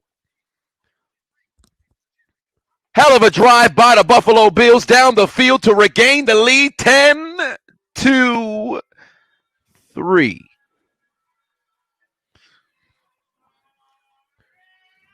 There we go. Buffalo getting the job done. Matthew keeps right. Okay, a lot of people are spamming 11-0. People want to get put in timeout. Jeffrey said put Lana through a table. You ain't wrong with that. Definitely put Lana through a table. The Bills finally get themselves a touchdown. I'm not too sure what the 11-0 business is, but can y'all please stop spamming 11-0? I'd hate to have to put people in timeout. Jay said I was participating in the Gordon Ramsay challenge. Shit, I kind of was. I was making myself a quick meal. Consumed it. And then upon returning, I actually never turned around because I had the television muted. I'm like, oh, shit. Joseph said, what happened to the big-ass numbers that I used to have? Man, because I'm simulcasting straight through something different, I can't do the big-ass numbers at this particular time. So since that's the case, probably Super Bowl Sunday, I'll bring it back, the big-ass numbers. I think I'll have to cast from where I was originally casting from so I could bring back the big-ass numbers. Cody says, who's the better wide receiver duo, Diggs and Beasley or Metcalf and Lockett? Metcalf and Lockett. Metcalf and Lockett. Regardless of the fact that Beasley's a second-team All-Pro, Diggs is on the All-Pro team as well. But still, I think Metcalf and Lockett is better than Cole Beasley. Lockett is a better wide receiver than Cole Beasley. Cole Beasley fits the system very well because he's sensational in the slot. Tyler Lockett can get it done anywhere. DK Metcalf can get it done anywhere. Stephon Diggs can get it done anywhere. Of those four, I've never played the game, but damn it, on my Discord, I promise you, when we get through with the football season, we will be playing Among Us on the Discord. So if you haven't already joined the Patreon, that is the only way to become a member of the Discord. But there's a pasta among us and these four receivers, and it's Cole Beasley. D Trust done brought it back. What was I eating? A succulent meal, a succulent Chinese meal. It wasn't a Chinese meal, but it was a taco. I had a leftover taco from earlier today. That to go in a lamb taco. I had to heat up. Damn, I didn't eat my ice cream sandwich. It's still, well, it's in the freezer, so at least it's not melting. But Bills Mafia, stand up. You got the lead. Brock says Beasley's underrated as hell. When people talk about wide receivers, Cole Beasley don't come up in the conversation, so I guess you can say so. But he's not amongst the top of the league. He's just a great slot receiver. When you talk about Cole Beasley, you got to make sure you put Cole Beasley in context. Excite said you saw an ad where dudes was whipping a girl. Wait, whoa.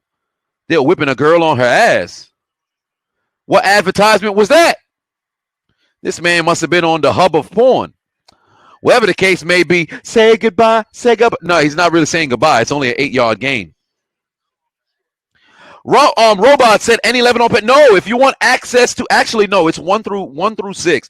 If you just level 1 through 6, whatever level you become on Patreon, you get access to the Discord. I actually have to get my Patreon bot has clocked out since the first 2 days of me making the damn Discord. So I really need to figure out how the hell all these bots work.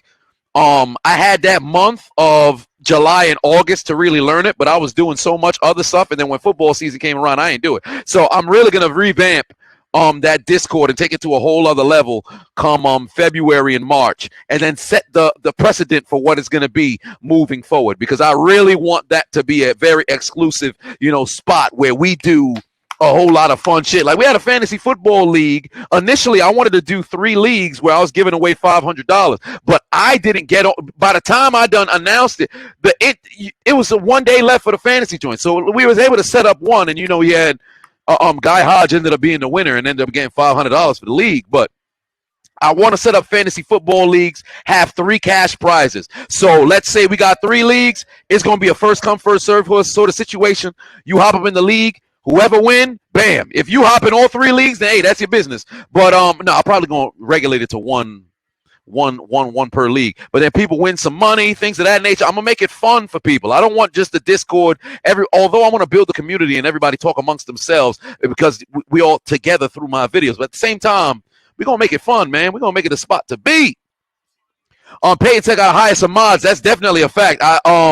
The people with the roles, that's what I plan to do. Like all I wanted to do right now with the roles on the Discord was just differentiate between the different, like, who's here. But I'm gonna start providing roles. Like, you want the Discord, you could do this. You want the Discord, you could do that. You could stream on here. You could do over there. You could set up audio channel over here. You could do this over here. So I'm gonna figure out the whole thing. I don't, get it all together so it's well put together. But give it some time. It'll be there. Oh, boy. All right. Baltimore is in Bills territory. Now, if you remember in the first half, and it's 10-3 right now with 7 minutes left in the third quarter. If you remember correctly, in that first half, both teams played extremely, loose with the way they were going about their offense. Mark Andrews must have thought he was LaShawn McCoy, because what was he doing with the football all the way out there? Matthew said, what's my opinion on Brody Lee passing? Oh, that was pain. So much pain. I spoke about it during my my wrestling stream, but it was very, very unfortunate. Phantom Burke put 5 on it. Say, hey man, love your content, been watching for years. You did my Eagles justice when they were winning. But what do the Ravens got to do to win now? What do the Ravens have to do to win now? For one, utilize the fact that everybody knows you're going to run the football. Lamar can literally walk into the playoffs and throw for 200 yards at the floor and hit 300 yards passing off play action fakes alone. The only reason why it would kind of become an issue is because you have to keep somebody as a bookend and keep and contain because Lamar's a threat on the ground. But play action fakes should be the premier base for their offense. Come on, Lamar. Be patient, Lamar. He could pick up a first down here. Protect that football, though. There you go. But if I'm the Ravens, the defense is fine. The run game is fine. It is the passing attack that's the issue. Because when they get ready to throw the football, they are ridiculously predictable. How many times you see Lamar Jackson throw it deep to anybody outside of Hollywood Brown? How many times per game? How many times? When Lamar Jackson runs to pick up a first down, it should be because there is no option remaining or there's open space. You can't drop back, bam, first read, and then run. That was good because he stood there waiting, and then finally he had to go and run. Brock says, which one of these teams have a better chance in Arrowhead next week? Well, first off, they got Arrowhead needs to make sure they're in Arrowhead next week. We can't look forward and just say, yo, the Chiefs going to steamroll the Browns. We got predictions, of course, but let's not talk about next week until we get there. Let's not talk about next week until we get there. The only person we should be talking about next week with is either the Saints or the Bucks because we already know they got to go to Lambeau Field. But let's give Cleveland their respect. Let's give Cleveland their respect. We're not going to do that. Kerry said the Heat are losing to Detroit. Well, shit. I don't know what to say, man. Ooh, that Terramana is smooth. David said, who do I think will win the WWE title at Royal Rumble 21 with Goldberg? Definitely Drew. I don't think Goldberg's gonna win that title. I don't care what they did it before. It's not gonna happen this time. 5-minute drive, approaching 6. 49 yards. It's 3rd and 1. There's no reason why Baltimore should not convert. Moreover, if they don't, go for it. Gus Edwards has enough to move the chains. Whoa, Kerry, pump the brakes. Listen, we a month into the season, dog. I ain't worried about NBA until about 2 weeks after All-Star break. Whoa, it is way too early to be talking about teams. People are, ravaged by COVID, things of that nature. Joseph said, what I'm drinking, that Respirado, Terramana. Come on, Goldberg is washed. Indeed he is. First down for the Ravens here, but they need a touchdown. They can't keep trying to settle for field goals. Keep in mind, Justin Tucker has missed 2 field goals already. Doinked off the upright. Can't be out here doinking off the upright. What's wrong with him?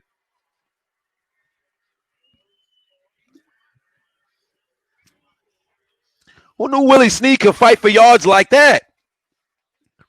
But if you guys haven't already, download the Hot Mic app. Use the promo code Adonis. You're watching on YouTube, download the Hot Mic app. We are approaching 10,000 followers, and these consoles can be yours. You see that Xbox X? You see that PS5? These can be yours. All you got to do is download the Hot Mic app. Use the promo code Adonis. It is absolutely free. Get it on your family phone. I know it's playoff football, baby. You probably got people at your house right now. You shouldn't because it's COVID time, Corona time. But whatever the case may be, download the Hot Mic app. Use the promo code Adonis. Super Bowl Sunday, I'm giving away both consoles. I will be announcing the winners. The promo code is Adonis. The invite code is Adonis. I don't know why I keep saying promo code. It's really the invite code. But nevertheless, we are up. Wow, we just a little bit over 100 away. A little bit, about 116 remaining to get to 10K. Moreover, I got my #1 spot back on Hot Mic. Goddammit. Oh, come on. Oh, no. Come on, Lamar. Get out of bounds. Get out of bounds. First off, this is what I don't like. It's not a bad design play, but this is one of the things that I don't like. When you a ball carrier, put that ball on the outside hand. Stop carrying the football on the inside hand. Stop it. That don't make sense. Discipline, fundamentals. Kids, if you're watching right now, if you happen to be a ball carrier at a moment, put the football in the opposite hand. Okay, Matthew, Matthew, you're going in timeout, bro, because you're doing too much now. You're doing too much now. This man putting every single emoji. But put the football in the opposite hand. 2nd and goal here. Oh, they got to get this snap off. Get rid of the football, Lamar. Golly, that could have been intercepted. There was no protection there. The score is 10-3. 58 seconds remain in this third quarter. What did I tell you guys at the beginning of the stream when it comes to Baltimore games? This season, they have had the fastest games in the league by far. It's not even 10:30 yet. We about to go to the fourth quarter. Think about that. That's how often they run the football. It's not even 10:30 yet. We fixing to go to the fourth quarter in 2 plays. Oh, utilize a cross. Please tell me somebody's going across. It's open. It's open. Heavens to Betsy. Lamar threw an interception over the middle. He's got a block out in front. He's got one blocker. Get him, Tre'Davious White. Block Lamar Jackson. He's not going to catch him today. Can I get a pick six? Ba-da-ba-ba-ba. The Ravens and Lamar Jackson can't throw for shit.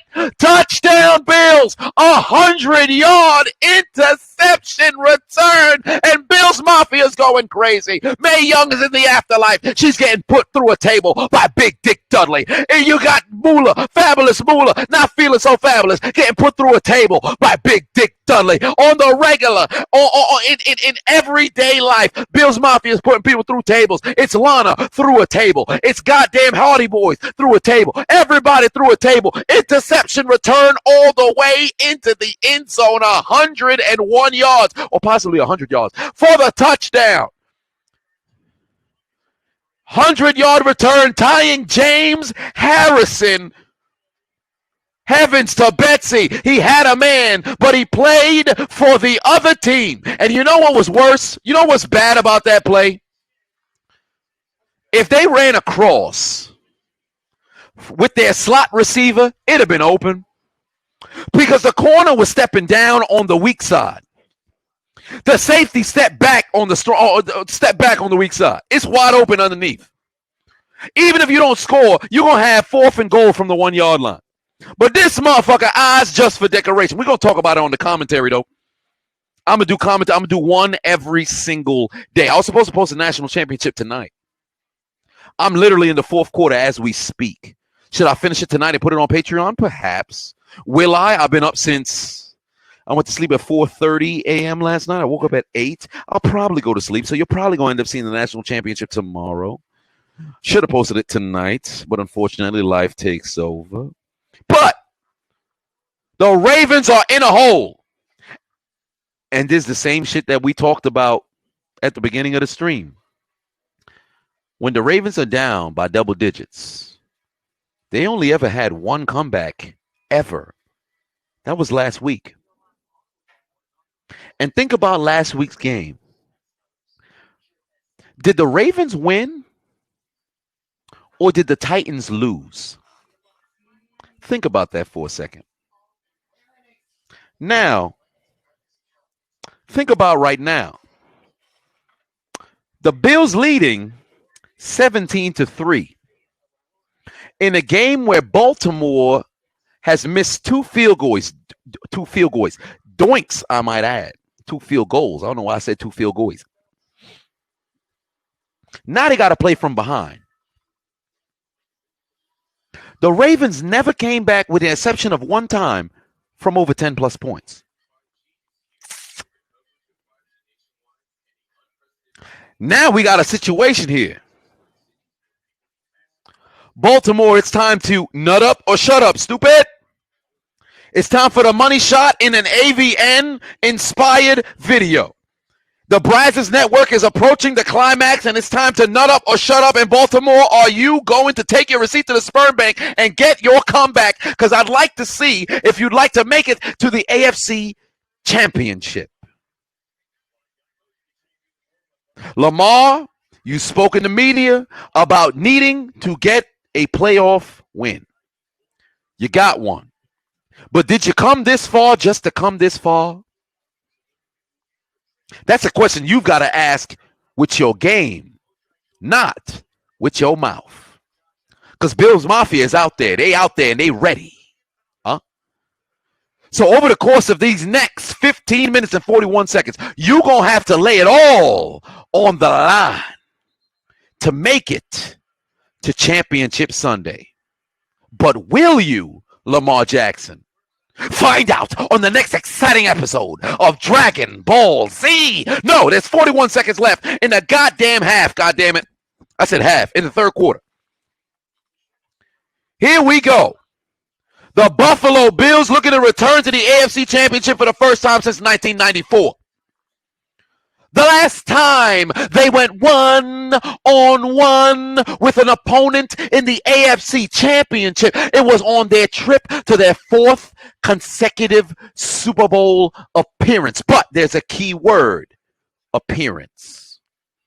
You see, when we talk about teams and we quantify their Super Bowl with appearance, that signifies they lost. Perhaps this is the sermon that somebody asked for a little bit earlier. But the Buffalo Bills have never sniffed victory on the grandest stage of them all. And here they are, a mere 15 minutes, 41 seconds away from returning to the AFC Championship, leading 17-3 over the Baltimore Ravens. Can they hold and give the Bills Mafia the proper send-off they truly deserve? Find out on the next exciting episode of Dragon Ball Z. But we ain't talking about that right now. Marlo put 5 on and said this offense is way too predictable. It's going to be another panic situation. Ain't that the truth? But let me tell you something. I feel as if the Baltimore Ravens will actually come down the field rather fast this particular driving and answer right back. Whoa, CJ, Lamar's legacy is not already on the line. Let's not do that. Whoa. My headphones fell off. Let's not do that. His legacy is not on the line right now. You done made my headphones fall off. His legacy is not on the line right now, CJ. Let's not just yet.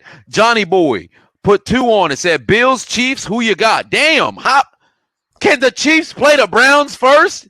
Yo, nobody got the Browns? Damn. Shit. Nobody got faith in the Browns. But Bills, Chiefs, if they were to play each other, I'd still roll in the direction of the Chiefs. I would still lean in the direction of the Chiefs. But Lamar legacy is not on the line. They talked about him needing to win a playoff game. He won one. Oh my God! Oh no! Lamar didn't get out of bounds. That's about to be intentional grounding. It's about to be intentional grounding. They're gonna lose it down. No, it's not a safety. He threw the football at the 1-yard line, and Lamar is still down. Oh my heavens! He should have ran outside. You have to get out of the tackle box. Oh no! Oh, no, it's intentional grounding at the 1-yard line. Oh, my God in heaven. Lamar Jackson is down. It's intentional grounding. It's 30. There's 0 seconds left on the clock. Number 9. Lamar wears number 8, stupid. Oh, my word. What the hell is Lamar Jackson doing? This is the second errant snap from the center. The first time around, Lamar took the football off the ground, rolled towards his right, and then threw the ball to a receiver, ultimately it being incomplete. But he understood to get out of the tackle box. Lamar Jackson picked the football up after the center done fuck shit up. Proceeded to throw it away while still inside the tackle box. That's stupid. Use your common sense. I burped while I was trying to say use your common sense the first time. You got to be kidding me, bruh. What is he doing? Well, how are we saying this the Madden curse? He literally won a playoff game. Yo, y'all memory is, y'all caught in the genjutsu. You can't talk about Madden curse for somebody who just won their first playoff game. He's exceeded where he was last year. Maybe not on the field performance, but an accomplishment. Pump the brakes. Whoa, hold on. Yo, this generation of football fans is tripping. Hold on. This ain't no Madden curse, man. He literally just won a playoff game. Hold on. Madden curse, he got hurt. He just banged up. He ain't hurt. Who knows? This could be like the situation in Cleveland. Wait a minute. Lamar Jackson left the game in the third quarter against Cleveland. Don't tell me after the pick six, Lamar Jackson went to drink a little bit of Gatorade. Oh, no. I don't think Lamar Jackson's hurt. I think Stone Cold Steve Austin's got to take a big-ass dump. I think he's got to take a shit. Somebody give me a hell yeah. Because it looks like they went and they spiked. Bills Mafia spiked Lamar Jackson's drink. And he drank laxatives, laxatives, laxatives, laxatives. Oh, wait a minute. I think they slipped some laxatives, laxatives in his drink. Oh, no. It might be Trace McSorley time. Trace McSorley time. Wait a minute. Lamar Jackson may have to go take a shit. Somebody give me a hell yeah. And he'll come back in rare form. Wait a minute. We got to find out what's going on with Lamar Jackson. Is he actually injured or does he have to take a shit? We'll find out on the next exciting episode of Dragon Ball Z. Oh, damn. Paul said Lamar gonna have Niagara Falls coming out of his butthole. Well, it appears that brother must have been douching. Oh, Lamar's head definitely hit the back. He gonna be going. Oh no, Lamar's headed to the locker room. It's happening again. It's happening again. Lamar's at the locker room. Lamar's in the locker room. Lamar's in the locker room. Oh well, it's not Trace McSorley time.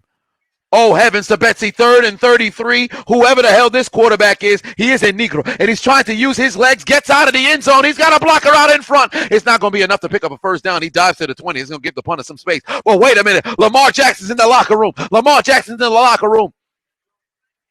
Lamar Jackson's in the locker room. It's 17-3. Lamar threw a pick six. Now here we are in the beginning of the fourth quarter. First play of the fourth quarter. Lamar Jackson's replaced by another Negro. But it doesn't matter because Lamar last time he went to the locker room. Last time he could not stay in the game. Last time we saw him on prime time in front of the whole world headed to the locker room. He came back like Stone Cold Steve Austin to save the Alliance. But this time Lamar Jackson saved the Baltimore Ravens. And will he do it in the divisional round of the postseason to head to the AFC Championship for the first time since 2012, at least for the Baltimore Ravens it is. Oh boy, things are getting spicy. Is Lamar hurt or does Lamar have to take a shit?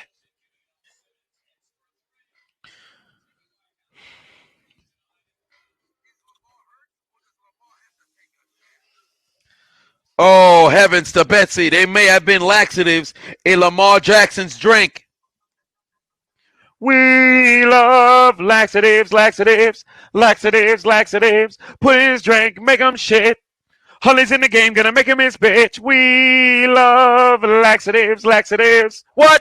Get the Pepto-Bismol. Indigestion, diarrhea, upset stomach. Indigestion, diarrhea. It's about to be over for Lamar Jackson.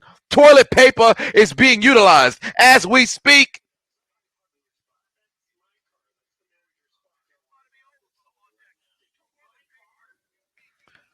Where's RG3 in the ICU? When RG3 exhales, he gets hurt.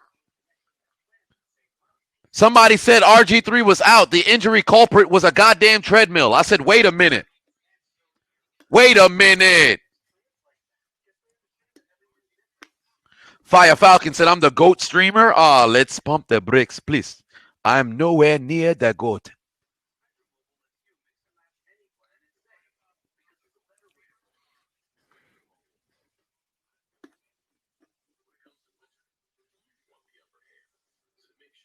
It's looking like Team 4-Star when the German toilet was speaking. I can't remember what it said. Damn, I can't remember what it said.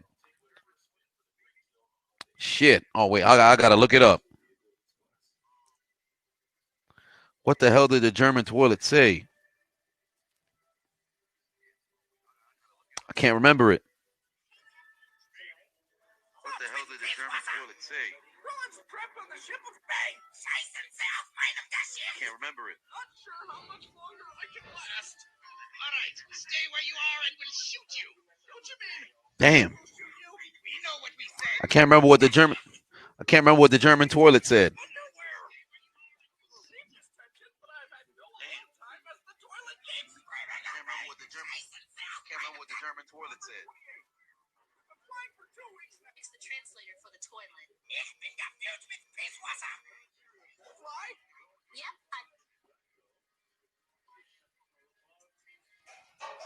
Joshua said the DBZ abridged with subtitles is hilarious. Indeed, man. I'm so saddened that they stopped the whole series, man. I love those dudes, man. They that freaking whole series, man. That was one of the few things that kind of got me into YouTube. But here come the Bills. Let me tell you something. The Bills score on this drive here. You might have to take the L out of love it. It might be over, brother, while I'm drinking all that Terramana, baby. That Terramana tequila. Terramana tequila. Rick Torres says that the necrophilia challenge is about to begin. Well, perhaps. And if you're watching on YouTube and you have not already, download the Hot Mic app. Use a promo code Adonis. We are giving away an Xbox X and a PlayStation 5 Super Bowl Sunday. We are we're a little bit over 100 followers away from reaching our goal of 10K for the giveaway. For the moment that we get to 10K, it is now a verified, it's a guarantee I will be giving these away. All right. So somebody gonna win these consoles. The winner will be announced on Super Bowl Sunday. Low key, if we never made it to 10K, I would have probably kept the consoles. I ain't gonna lie to you, man. These son bitches was like $500 a piece. I went through hell and high water to get my hands on these sons bitches, man. I'm not even that big of a gamer anymore. But let me tell you something. If we never made it to 10K, I'd have been playing the shit out of these games. I can't even lie to you. I've been sitting there like, yo, man, shit, I'm a man of the people. But fuck them people, man. We ain't talking about that right now. Damn, Josh Allen needed to, find his mans, but he didn't.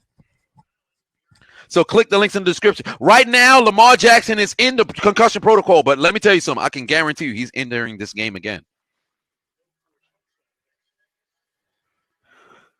This year, I'm definitely using this graphic for the commentary.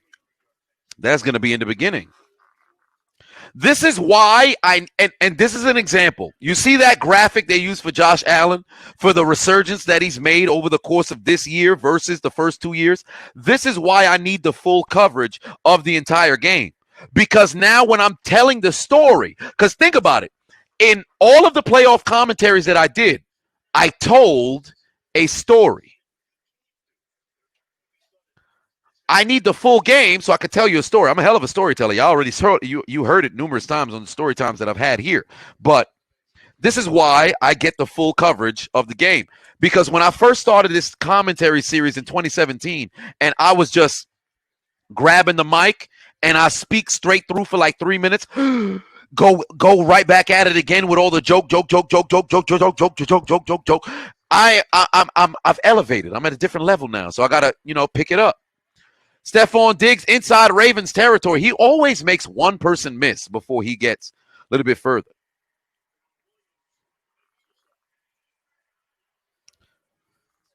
But yeah, man, when I do them commentaries, I try to tell a story. I try to build momentum. I'll do something different with a whole lot of stuff. Like the Nickelodeon. Honestly, when I made the Nickelodeon commentary for the Saints versus Bears, I ain't going to lie to you. And now I don't watch my video after I record it. When you see it on the premiere, that's the first time I'm seeing it as well. When I finish recording something, I don't remember what the fuck I said because I have no script. I just speak and then I go. Damn, Diggs is not being covered. They had Patrick Queen on Stephon Diggs. Who the hell was guarding Diggs? Doug Trio, use Dig. Matthew Judon was getting treated like a bitch. Yeah, they had Patrick Queen on him. That's a bad idea. That's going to be highlighted in the commentary as well. Matthew Judon was off the floor. I don't know who was blocking for Josh Allen, but they lifted Judon off the floor. Damn.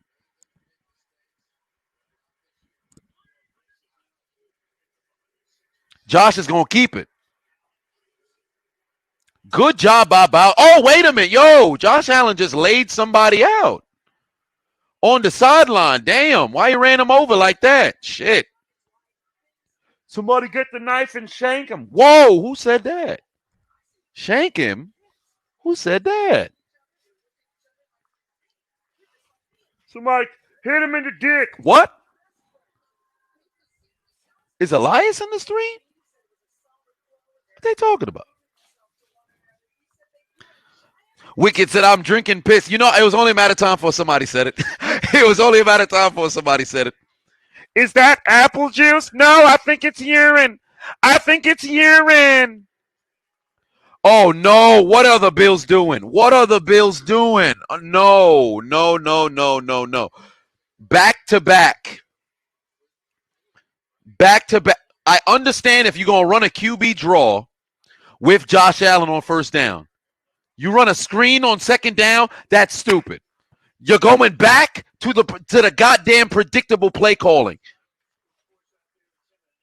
That was a bad play call. That was a terrible play call. 3rd and 11, they need to play the sticks. Play the sticks or play intermediate between 5 and that 15-yard range. You got to play the sticks here. Don't go for the – no, everybody's going deep. Literally, everybody's going deep. What the hell is the play call here?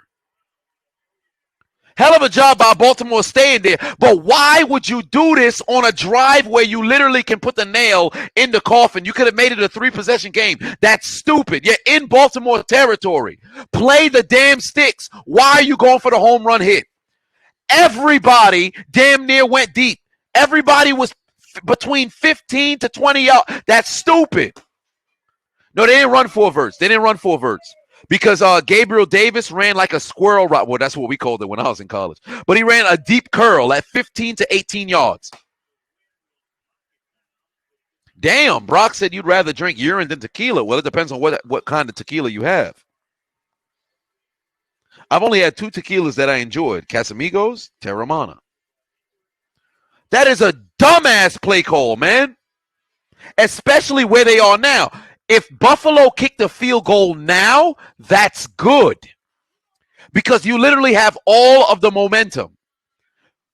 You went down the field and scored on your opening drive.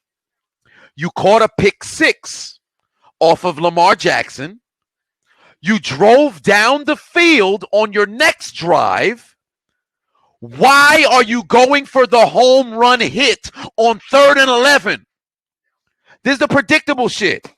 You run a QB draw, you run a screen, then you throw it down the middle deep into double coverage. That's stupid. Use your common sense. Baltimore's linebackers weren't even playing hooks and curls. They weren't even staying at home.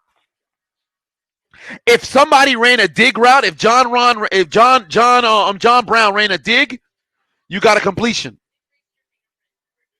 At least put yourself in field goal range. That's dumb. That's bad play calling. And stuff like that. Moreover, you stop the clock. Incompletions like that stops the clock. So you're giving Baltimore more time. I ain't telling you to milk the damn clock now. It's stupid to just go out there and try to go and milk the clock. But you gotta play smart. If Lamar Jackson come back on this field swaying the way that he did on Monday night against the Browns, like he feeling about 5 pounds lighter after taking a dookie, watch what happened. Watch what happened. Things are going to get real goddamn interesting. Oh, Matthew, you off of your timeout. Spam a little bit more, Matthew. Spam a little bit more. See how quick you go into timeout. I'm going to treat you like an insubordinate child in a black household while you in elementary school. You going in timeout, goddammit. God damn, Jeffrey said you want to lick Mandy Rose? Whoa, Jeffrey. Jeffrey Wallen. Jeffrey said he want to lick Mandy Rose's asshole right now. Yeah, we was talking about football. I don't know what happened. Jeffrey tripping. What's wrong with him? Shit, we had football on the mind. He had a different idea. God damn. Shit. Damn, Jeffrey. What Denzel Washington say? This brother starving. Golly. Wait a minute. Oh, boy. Lamar Jackson still not in this game. Keep in mind what happened when it was Trace McSorley time. They got Hundley in this game here for Baltimore. Whoo, boy. Let's see what the play calling is here. If I'm Tyler Huntley and I'm Greg Roman, I'm taking a shot to Hollywood Brown right now. I'm taking a shot to Hollywood Brown right now. Oh, my God in heaven. That's actually not a bad pass. But it's 3rd and 1. They need to convert here. They need to convert here. They need to convert here. Oh, shit. It was you're right. It was on 3rd. Yeah, I wouldn't take a shot at Hollywood Brown on the 2nd down. I wouldn't do that. 1st down, they move the chains. First play, take a shot to Hollywood Brown. Please take a shot to Hollywood Brown. If Tre'Davious White is on him, go to Willie Snead. Go to Mark Andrews. We'll see how things play out. It is 3rd and 2 here. Hundley might have to use his legs. Nobody's on the left-hand side. Hundley, use your legs. Oh, there you go, Gus. Move those chains. There you go. All right. Let me tell you something. If Lamar Jackson is in this game, that's a touchdown. Because Lamar would hold on to that football. But at the exact same time, if Lamar's in the game, they probably play that defense a little bit different. Take a look on the outside right here, right? Look at that left end. He rushes inside. Milano tries to go and take away the edge, but doesn't play it very well. And that pass nearly was intercepted by Tre'Davious White. Omega Hawks put 5 on it. Said Josh Allen about to go through flaming tables like he was a victim of the 3D in SmackDown vs. Raw 2008. You ain't wrong about that. Wow, Lamar Jackson been declared out. He's downgraded to out. It's not a shit. It's a concussion. Lamar is gone. It's on the shoulder pads of the rookie to lead the Baltimore Ravens to victory, and the pass is tipped but caught. Oh, shit. Lamar Jackson's gone. There's 7 minutes remaining in Baltimore Ravens season. Can they pull off a miraculous comeback with a rookie as the quarterback? Matrix Prom put 10 on it. Said, who wants to play in Lambeau? Welcome to the Heavenless. We'll see. We will see. Lamar Jackson is out. He has been downgraded to out. The current score is 17-13 with under 7 minutes left to play. You've got Hundley in the game. What's his first name? I've already forgotten. Lamar is out of this game, ladies and gentlemen. Lamar's no longer in this game. 3rd and 8. Hundley overthrows his man. That's Des Bryant looking for a flag. He's not going to get it. I almost forgot Des Bryant was even on the field. I thought that brother just left the laundromat because he's washed. Oh, I said 13. I'm wildin'. Shit, Terramana must be hitting. Perhaps I'm a little suzzled.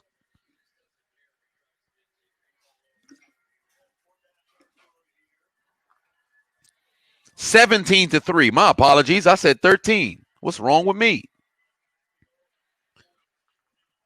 Mystic said they must have gave Lamar some strong laxatives. Oh, wait a minute. They going to go for it on 4th and 8? I would have punted this football and tried to pin them inside their 20. You got a decent punter. Oh, you got a chance! No! No! Hollywood Brown was wide open. Hollywood Brown was wide open. This is the shot that I called for, and he overthrew him. How do you overthrow Hollywood Brown? I said it would be there. Oh, my God. Yo, somebody give me the headphones, man. I mean, I got the headphones in my hand. Somebody give me the goddamn play calling sheet, man. Oh, my heavens. I called for a shot to Hollywood Brown, and finally it was there, and this motherfucker overthrew. Golly. No, I can't say rookie mistake. Dan, I can't say rookie mistake because we saw Josh Allen overthrow Stephon Diggs earlier today. So overthrowing is just a bad pass. That's just what it is. Heavens to Betsy, man. Baltimore had a chance just now. Baltimore just had a chance just now. Golly.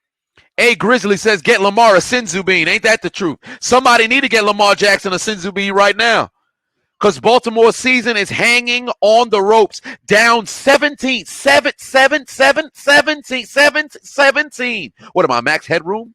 17-3 in favor of the Buffalo Bills. Let me tell you something. Buffalo's already in Baltimore territory. They're inside the 35-yard line. a field goal makes this a 3-possession game, you might just have to take the L out of love. This game might just be over, brother. Lamar has been downgraded to out. It's over. You can't spell Baltimore with one L. And that's what it's looking like it's about to be. Mark Ackerman says, do my sermon. I think I'll do it at the end of the game. I don't even know what I want to say a sermon about. I have no clue. Ain't that the beautiful thing about the live stream, how things just happen so organically? Ain't that funny? That goddamn Derrick Henry sermon from last year is so goddamn epic. Oh, boy, I had no clue this motherfucker ran for 12,000 yards in high school. Like, that's ridiculous. Quest says, when I'm bringing the scoreboard back, probably during Super Bowl Sunday. You see, the only issue is when I do the scoreboard, I can't have guests on, so I can't bring people on. So Super Bowl Sunday is just going to be me. But Royal Rumble, that's going to be a great one for guests watching wrestling. I love bringing people on. We can talk wrestling. Championship Sunday, we'll see. Tomorrow, we'll see. But, oh, boy, it's looking like the writing is on the wall for the Ravens. My screen is glitching. I apologize. Maybe I am max headroom. Who knows? 6:36 left to play. The football. Wow, it's inside the 30. It's at the 29-yard line. How the hell don't they get Josh Allen? Oh, it's over. Oh, he threw the football away. Yo, Josh Allen's arm is so goddamn strong for no reason, bro. So damn strong for no damn reason. How the hell does... They took the shot to Hollywood Brown. Oh, my God. He killed Tre'Davious White there. No, that's a touchdown. That's a touchdown. See, oh, wow, you see? You see, even NBC I know what I'm talking about. They waited until the next possession to talk about how people was missing shots. I already was doing, I'm doing commentary better than y'all. You see, this is why you got to download the Hot Mic app and use the promo code Adonis. Not only because I'm doing a giveaway for a PS5 and an Xbox X, but also because I do the best goddamn sports commentary in the damn game. I said commentary. Do the best sports commentary in the game. Nobody does it better. Pat McAfee, eat your heart out. I'm better. Bob Menery, eat your heart out. I'm better. DJ Michi, I'm better. Filet, I'm better. Every single one. Y'all can't hold a candle to me. But download that Hot Mic app. Use the promo code Adonis. I'm giving away a PS5 and Xbox X on Super Bowl Sunday. The True SK puts 2 on and said, you know who could have thrown it? Tracy McSorley. Well, perhaps. Gus Johnson, well, he retired now, ain't he? What is Gus Johnson up to these days? I have no clue. Batman Boy said, am I better than Urinate Tree? Oh, with live? You kidding me? Couldn't touch me. Editing-wise, he got me beat. I'll give Urinating Tree his due. I can't edit for shit. He's got me beat in editing. Humor, I got him. He ain't touching me. Urinating Tree is good. All right, he good. But he ain't touching me. Come about, comedy. He ain't touching me. Brother good. He ain't touching me. He got me beating editing, though. And Yinzer mode, I mean, I'm not a native Pittsburgh. I may be a Pittsburgh Steeler, but I ain't native Pittsburgh. He got me beat in Yinzer mode. But that in editing, he got me. Everything else, I can't hold the candle. We should have went live together, to be honest with you. Could you imagine what the numbers would have been like? Chiseled Adonis, Urinating Tree live as the Pittsburgh Steelers get blown out by the Cleveland Browns. Oh, man. It'd have been going crazy.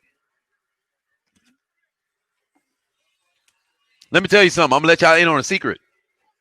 I may do another giveaway for the PS5 and Xbox X for $20,000. I may do another giveaway because there's a lot of people who don't have their hands on the console yet. You know what I'm going to hate? If whoever wins one of the consoles just get it and they sell it to flip it and get the money, I'm going to be sick. But then again, I can't blame you. You get what you get,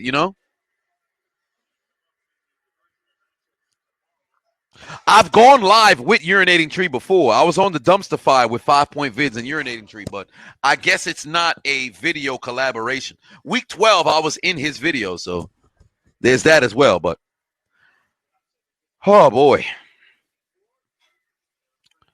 This is going to be Interesting. Tomorrow we got some good games. I would love to go live for both. I really would, but man, when I tell you this entire week, I've been going to sleep consistently at 4 a.m. in the morning. So tonight I'm about to sleep like a baby and sleep like a baby a little bit more.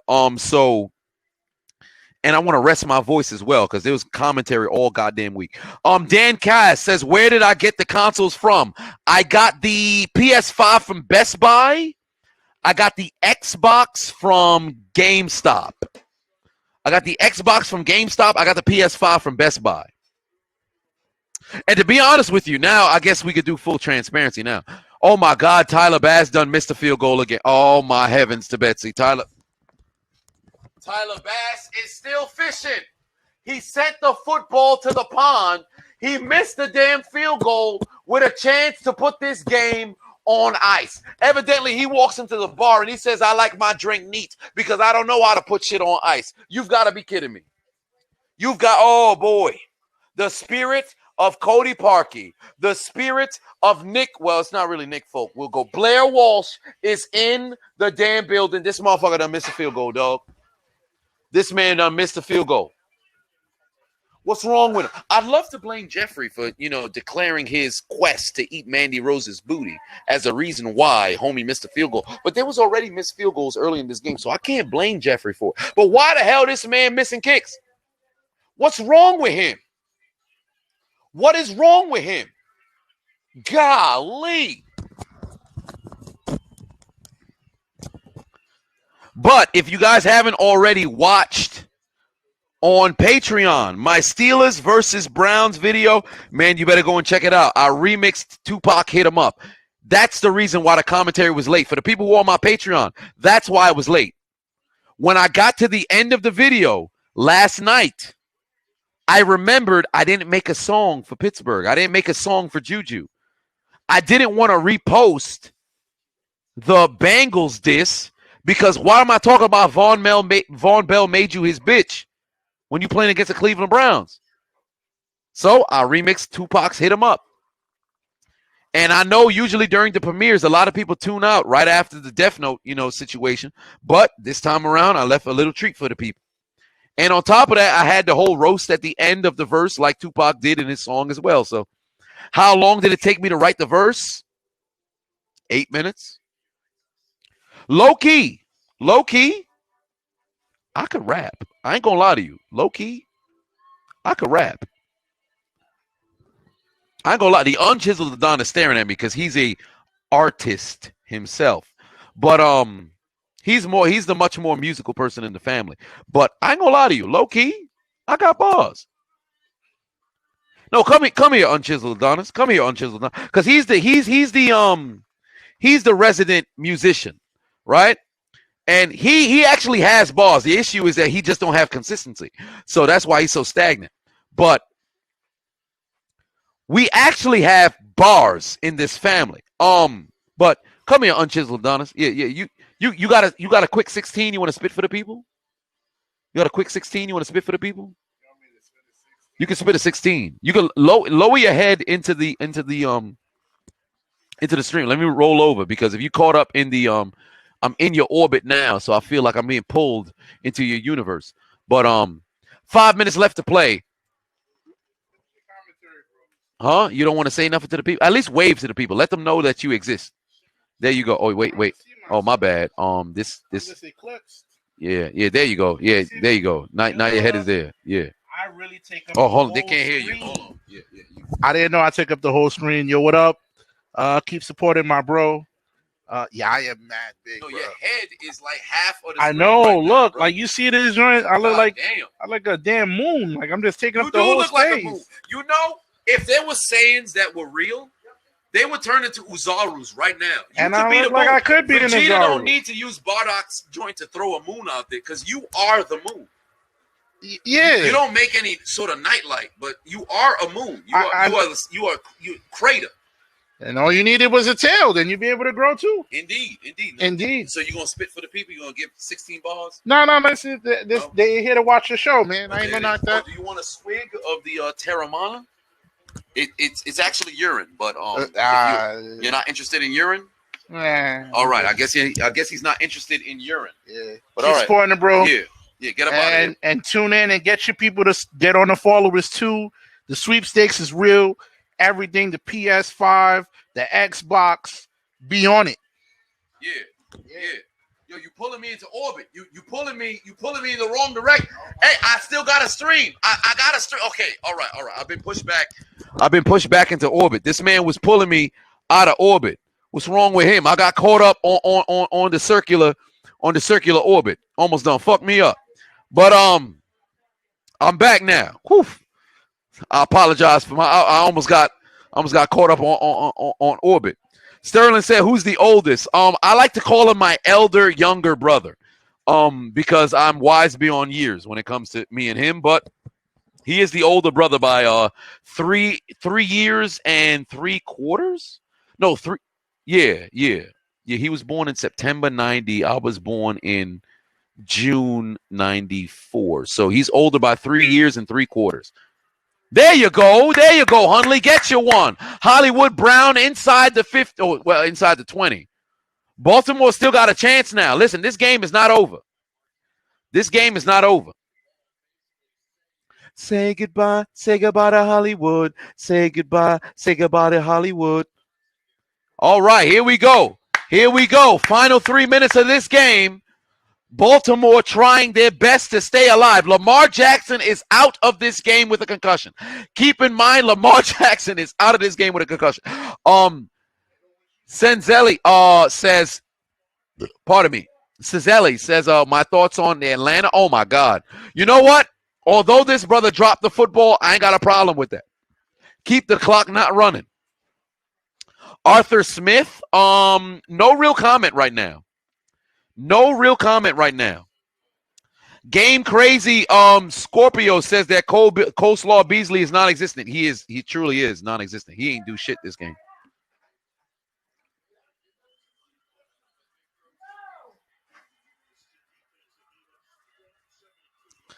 Neil Dozer said, "Am I a fan of Johnny Sins?" No. Who is Johnny Sins? Oh, he's the guy who be in the memes. The pawns. Yeah, he looked like Cesaro.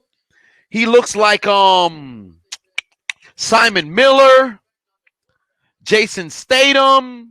There's another white bald guy. Yeah, he's in all of the Twitter memes. Yeah. That's who Johnny Sins is. Nah, I'm not really. I'm on Pornhub, but I'm not on Pornhub. You know, so. Oh, that's a weird question to ask, though. Am I a fan of Johnny Sins? Like, I remember from the memes. I don't watch. I'm not in high school no more. I don't want to quantify watching pornography to high school because Big Ben was addicted to it. But now, your boy's a philanderer out here. So, no real need to no more. It's got escorts for the free. And then you kill him. Okay, I took it too far. I'm not gonna do that. I was gonna start talking about cement shoes, but we ain't talking about that right now. I'm gonna be under investigation like Von Miller. We ain't doing that. 2nd and goal for the Baltimore Ravens. Under 3 minutes left to play. Hundley needs to get a score. Oh, damn. Mark Andrews almost separated his shoulder. He ran straight into the goalpost. God damn. Brock said, any plans on Super Bowl betting? Square on Discord, people send you funds and PayPal or something. I'm not sure about that. But you see, I want to do another giveaway along with the consoles on Super Bowl Sunday. I think I'll do a $50 giveaway for the yardage prediction. Because with football, guessing the score, too many people can get the same score. But yardage is something.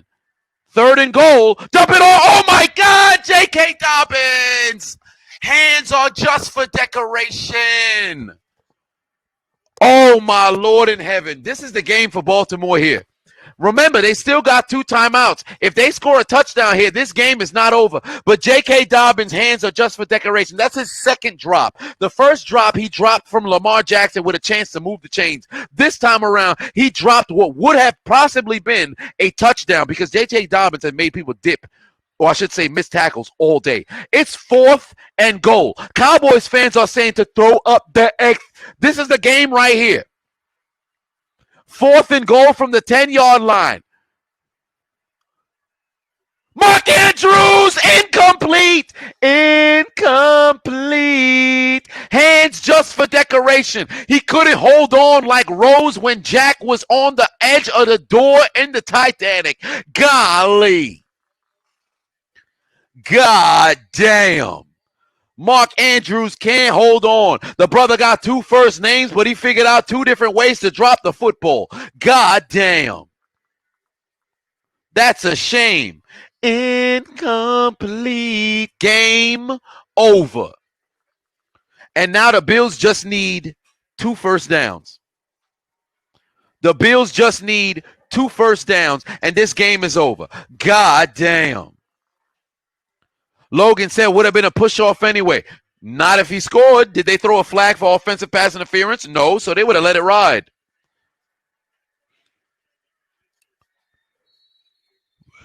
Baltimore. Oh, my heavens to Betsy, man. That J.K. Dobbins drop is going to be big time. This commentary is going to be fun. And let me tell you something. And like I said early in the stream, the reason why the commentary is not like it was over the course of the last 3 years where I'm releasing it the same day or the following day is because I really want to dig deep into these games and really bring you the funny. When I told you guys these next 14 videos are going to possibly be my funniest commentaries of all time, I was not lying to you. I challenged myself to actually try to be funny in these videos. And damn it, I'd like to think I'm delivering so far. Killer says that Dez was open on that play. Well, we'll see in the commentary. But keep in mind, Lamar Jackson was not in the game for the last 8 minutes. But I don't want to hear Baltimore Ravens fans saying, man, y'all only won because Baltimore, because Lamar got hurt. No, they were losing 17-3 with Lamar out. So I don't want to hear it. Use another timeout here for Baltimore, and you have the 2-minute warning that poses as a 4th timeout. Well, in Baltimore's case, it'd be a 3rd timeout because they already lost one. Golly, we're going to be getting to the 2-minute warning. Oh, let me bring on Quez. I know he was a native Steeler fan that was waiting. And last but not least, we got David Box. Hey, we celebrated. I drank with you for Alabama winning the national championship, and then your stream done cut off, David. So hopefully we can have everything run seamless, today. But let me bring on Quez. I know you're probably enjoying this, watching the Baltimore Ravens lose. So we're fixing to see what's going down. What happened to that man's hands? Mark Andrews' hands just for decoration, man. God damn. I know the Ravens fans are hurting. I know they're hurting. But that's the name of the game when it comes to football, man.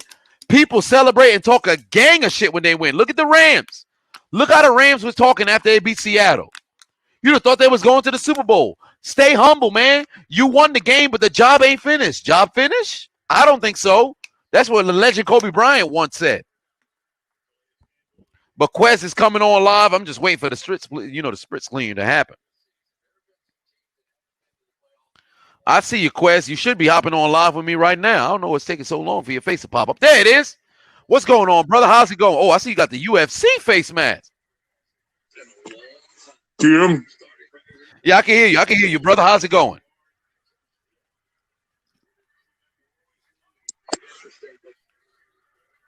Oh, I think you're listening on the playback. But I can hear you. Yeah, I can hear you. I see feedback or whatever. I don't know if that was on my end or your end. Oh, it could be if you lower the volume, because I know there could be an echo. So if you lower the volume down, I think that would kind of nullify what the feedback would be, and then we can speak in real time. Damn, Hundley lineup is elite. But this game is 4-1 here. Let's see what they do here. All right. You better know. Yeah, I got you. What's going on, brother? Okay. Yeah, this game is just crazy, man. It's sad. I mean, I'll tell you this much. Baltimore had their opportunities.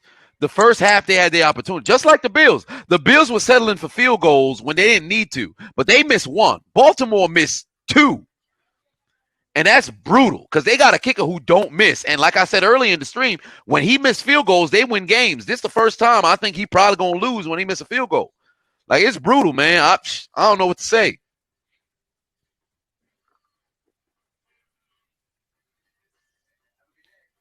But you are a Pittsburgh Steelers fan, I'd assume. Or what team you represent? No, I'm a Steelers fan. That's why I got this mask on. You know what I'm saying? Because I'm still a little sick over what went on. Because I'm a Steelers fan and a Buckeye fan. So I do. The Steelers lose a Sunday night, and the Buckeyes lose a Monday night. So I'm just still under the weather. That's why I'm still still under the weather, dealing with all these L's that was getting served these past couple of days. So that's why I'm just still getting over everything, man. I ain't want to pass it through over to the commentary, man. That's brutal, brother. Steelers fan and a Buckeyes fan. You had a bad weekend, man. Damn.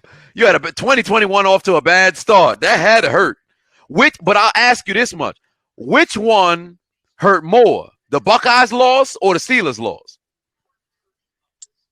The Buckeyes loss hurt worse for me, man, only because it was just like, as soon as Marquise Pouncey pitched that pass over the line, and then you see Van pulling his best Cam Newton impression, they ain't want to fall on the doggone football. He's like, okay, I can tell what kind of game this is, and I was still to turn it off right there. I just knew it was going to get worse from there. Mm-hmm. The Buckeyes, it was just, they had a good season, 5 games plus 1. They won a Big Ten championship, and I feel like, we right there in the national championship. We stopped cleansing. I'm all hyped. Ready to get it, man. Justin Fields ready to prove it all wrong. Like it ain't no fluke or whatever. He's one of the great quarterbacks in the draft. Everybody talking about Trevor Lawrence, Matt Jones, the kid from BYU and all that. I'm ready for Justin Fields to ready to show up and take over like he did in that Clemson game. All heart ready to go with them busted ribs. And then Devontae Smith took off, and then he kept taking off, and then he kept taking off again, So it was just from there, man. They tried their best. It was too much Devontae Smith. That stuff hurt. You know what I'm saying, man? That just hurts me as a Buckeye fan, Ohio native. That just killed me. Oh, you're an Ohio native too? Damn! So you got to deal with the Browns fans too.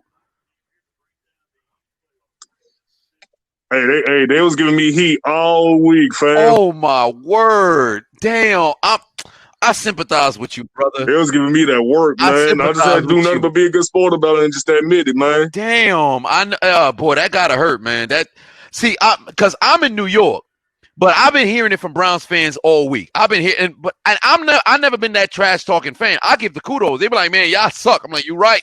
But yo, we beat y'all ass. You did. I'm not gonna sit over here and make excuses. I don't do that. But man, let me tell you something about that Ohio State game.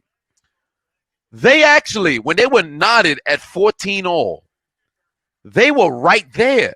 They were literally right there. But that defense, for some apparent reason, could not stay anywhere near Devontae Smith. And I still don't understand what the game plan was going in. Because this man is the Heisman. Oh, the game done. It's over for Baltimore now. They done ran into the kicker. But how the hell does Devontae Smith have 200-plus yards in the first half? How does this happen? He the Heisman. You have to key in on this man, and they didn't. And Old State's been getting a lot of credit during this whole season being a second half adjustment team. I would figure they'd at least roll more coverage over to the side with Devontae Smith, double team him or something, man. Wasn't much that was going on during that second half. And Devontae Smith, unfortunately, he got injured. You know what I'm saying? His hands got busted up. You could cue to what happened to your hands, whatever. You got injured with that, left the game. You would thought, all right, bet, the Buckeyes could still do something with that, and the defense could get they back on their square. Nope. And then we ain't even talk about Najee Smith doing what he was doing and pulling his best Nick Chubb, just like helping control the clock, converting first downs and everything. You know what I'm saying? And he was just balling out. So we just got to hold up to Alabama. They were the better team, and it really, really sucked that Trey Sermon went out as early as he did with that injury. He was the first play, and how much he was a significant difference maker for us toward the tail end of the season. Because guaranteed, Trey Sermon would have stayed in that game and he was healthy.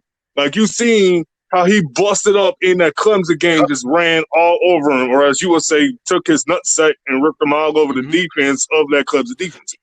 He was granted to do that again against that Alabama team, but unfortunately, he went out first play, ain't standing a chance. And on top of that, I like Master Teague and all. He is that I'll dude. expand on what you were saying because I'm happy you brought up Master Teague because that was exactly where I was going. He had a 2-touchdown performance and actually had a decent game. If Trey Sermon was in the game, you could probably look at a double of that production from Trey Sermon alone, and he adds to the pass game as well. He's a little bit of that safety blanket for Justin Fields outside of just, Chris Olave. So y'all was dealt a bad hand from the start, but like you said, kudos to Alabama. They were the better team. Yeah, and granted, that was me personally. That was more of a tougher loss for me, you know what I'm saying? Because it was just like right there back in home, whatever. But the Steelers been asking for it since from the jump, since that Cowboys game, really. Everybody's telling me, man, they ain't worth it. They ain't playing how they supposed to be playing. They getting exposed. Shannon Sharp saying everything he's saying about them. My people trying to tell me, like, no, just wait.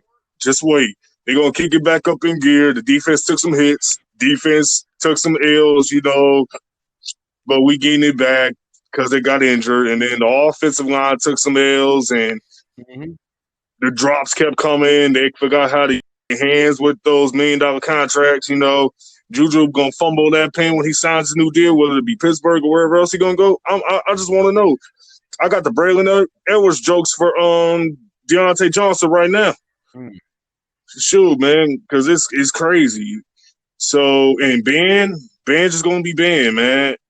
I don't know if he's going to be able to take it back to the Super Bowl again, at least for this team. I think that time has passed for him personally, and I just come to accept that, man. I just come to accept it. There's a lot of tough things they need to make in the offseason as far as decision making. They did one right thing, they fired Fickner, but that's all they got so far. They just need to continue to keep doing it. Everybody, we all tired from that dick and dunk offense. If Ben could throw it, let it fly, let it fly. If that elbow's still on par. If it can't go off par, maybe that's why the players was what it was. I agree 110%. You are on the money, brother, because I feel the same way with Ben, because I feel like the ship has sailed, but the only reason why I feel as if there's a little bit of hope, because they have a championship defense when healthy. Ben can throw the football because although the wide receivers, and Baltimore just lost, they on the L train, they about to get eliminated. I'm going to talk about the Death Note in a little bit. But the Steelers actually have a squad that can contend. No running game whatsoever. They need to fix that. But if Ben can just play mistake-free football, they can coast. Kind of like what Peyton Manning did in 2015. After all them picks, when he came back, played mistake-free football. He didn't turn the football over. He made the right checks. When we had to run, he gave the run. When he had to throw, he had to throw. But he wasn't forcing anything. Ben, next year, because it's confirmed that he will be coming back, needs to take a chapter out of that book and possibly try not to fuck his team over. But we'll see how that all plays out, man. I appreciate you hopping onto the stream, Quez. Means a lot to have you here. As a fellow Steelers fan, I feel the pain, but to see how your Buckeyes ended up losing and the way that they did, and now you being a native, Ohioan as well, and having to deal with all the talking, I know your week had to have been brutal, man. So, I appreciate you hopping onto the stream. Enjoy the rest. I mean, I'm getting ready to wrap up everything now, but we'll see how everything plays out. But I'll ask you this last question. Who do you think wins this Super Bowl? Before I answer that, I just want to say, your chat and your fans are ruthless, man. I'm getting comments about sounding like G Herbo. I sound like a deadbeat dad. Damn, this man's voice is deep. Like, what the hell? Like, damn. Your fans is ruthless. Y'all, they letting me have it, but that's all right, man. That's all right. Man. They come after everybody. They coming after everybody, man. But as far as who will win the Super Bowl, I got the Saints. I'm going with the New Orleans Saints, man. If this really is Drew Brees' last year, I've always been a fan of Drew Brees and what he's done, you know what I'm saying? And I feel like he deserves to go out with that ring like how Peyton Manning has. He's up there in the upper echelon with them, with the Bradys, the Mannings, you know what I'm saying? Even Aaron Rodgers up there, but he just doesn't get that enough recognition, in my opinion. Like, he's great. He's got the numbers and all that, and he's got the wins, but at the same time, he doesn't have, like, they don't talk about him in that echelon like a Peyton Manning, like how he should be, or like a Tom Brady, like how he should be, you know what I'm saying? I feel like he needs that, and I feel like they have that improved defense they have. Alvin Kamara's going to be balling. They finally got Michael Thomas back. He's healthy. And if they have their gears together and cooking, I feel like the Saints can take it all the way, and they will beat Kansas All City right, in the Super that's not a Bowl. bad prediction. I like it. I like it, and it just came to my mind. I'm happy that you brought it up regarding what was in the chat room when it comes to the deep voice that you got there, brother. Because somebody talking about say Christian Dior, because although Pop Smoke may have passed, he may live on in your voice. But you know what you sound like, brother? It just came to my mind. You know when they black out the people on Gangland? And you just hear a deep ass voice, and that's the translator. That's what the voice you got. But let me tell you something. As a member of the Deep Voice Club, I take the bass out of my voice every time that I go live because I try to make you feel more comfortable. But as a member of the fellow Deep Voice Club, I'm happy to have a brother I can identify with. I'm happy you hopped on the stream, man. I appreciate you, man. Have yourself a very good night. We're closing the stuff out. And you know what? That's not a bad prediction. I got the Saints possibly going to the Super Bowl as well. My initial prediction was Pittsburgh versus either the Saints or the Packers. The Packers got the job done. So we're going to see how things play out. But we'll see when the time comes, man. We'll see when the time comes. I appreciate you hopping on the stream, brother. No doubt, too. Thanks for having me on the platform. Yes, indeed. Yes, indeed. But let me just close this out. First and foremost, let me just reach out to the people who had donated, and I did not shout you out. Marlo puts 5 on and said, "Good game to the Bills. They are these are the games where Lamar and Greg Roman have brain cells equivalent to drywall. I can accept an L, but way too many miscues." And you are absolutely correct. Let me tell you something. Baltimore Twitter, Baltimore fans, understand y'all lost this game because of your ineptitude. Because of your ineptitude. And I'm going to touch on it in my commentary. I'm going to make sure I tell the story of how the Buffalo Bills won this game. They did win. I'm not going to say, Baltimore did lose, but Buffalo won a little bit more than Baltimore lost. But the missed opportunities were it was ridiculous. Absolutely ridiculous. Then William Cole put 5 on it. Said, "Bringing the excuses already. Be more fans. Hashtag Bill Mafia." Congratulations. Hey, like I said after the Packers game, claps in the chat. Claps in the chat for Packers fans. Claps in the chat for Bills fans. Stephon Diggs is back in the NFC Championship. Clap it up. 1 game away from the NFC, from the Super Bowl. Hey, I know Delon Exum. Hey, you was in my commentaries. Put 5 on it. Said, "And my Ravens are born in the L train. As you speak, see you next year, Chiseled and the other 31 teams." Yes, indeed, man. It's unfortunate your team lost the way that they did, but ultimately, and this is one of the saving graces that I have when it comes to football, only one team is the champion. 31 teams feel that pain of an L. So because that's the reality of the situation, hey, man, everybody going to have to board that L train, just at different times. Net Strike put 269 on it. Said, "I have a better chance of seeing Don Lemon go on a bender with Donald Trump than Bass making a kick." Put your motherfucking head back down. I appreciate you, man. Always coming with the goddamn responses to somebody putting their motherfucking head down. Net Strike is a common fixture in the comment section, man. I always see your comments. I don't respond the way that I did a few years ago, but damn it, I see them. Vagabond put 20 on it. My man who's always in my Discord. Not as much recently. I haven't really seen a comment from you, brother, in the Discord. But soon enough, we're going to have you back. We definitely got to hop back on the voice channels. We're going to get it done after the Super Bowl pass. But says, how possible is, in your opinion, the Browns upset the Chiefs? I think if some possessions fall their way, they'll run the Chiefs into the dirt. Also, on a side note, I think LaFleur should be considered for Coach of the Year. I'll start with the latter. LaFleur won't get Coach of the Year because the Packers were great last year and they're great this year. Should he have consideration? Absolutely. But will he? No. As for the Browns running defeating the Chiefs tomorrow, like I said earlier, I predict Kareem Hunt and Nick Chubb will probably combine for 200 yards on the ground. You know what? 200 yards all-purpose, because Kareem Hunt is also a threat in the pass game, so I'm not going to only regulate it to the ground. I think they'll both combine for 200 yards all-purpose. My concern is the consistency in which the Browns reach the end zone, because they were able to get into the end zone against Pittsburgh. Mind you, The Browns usually end up settling for field goals. They were able to score touchdowns.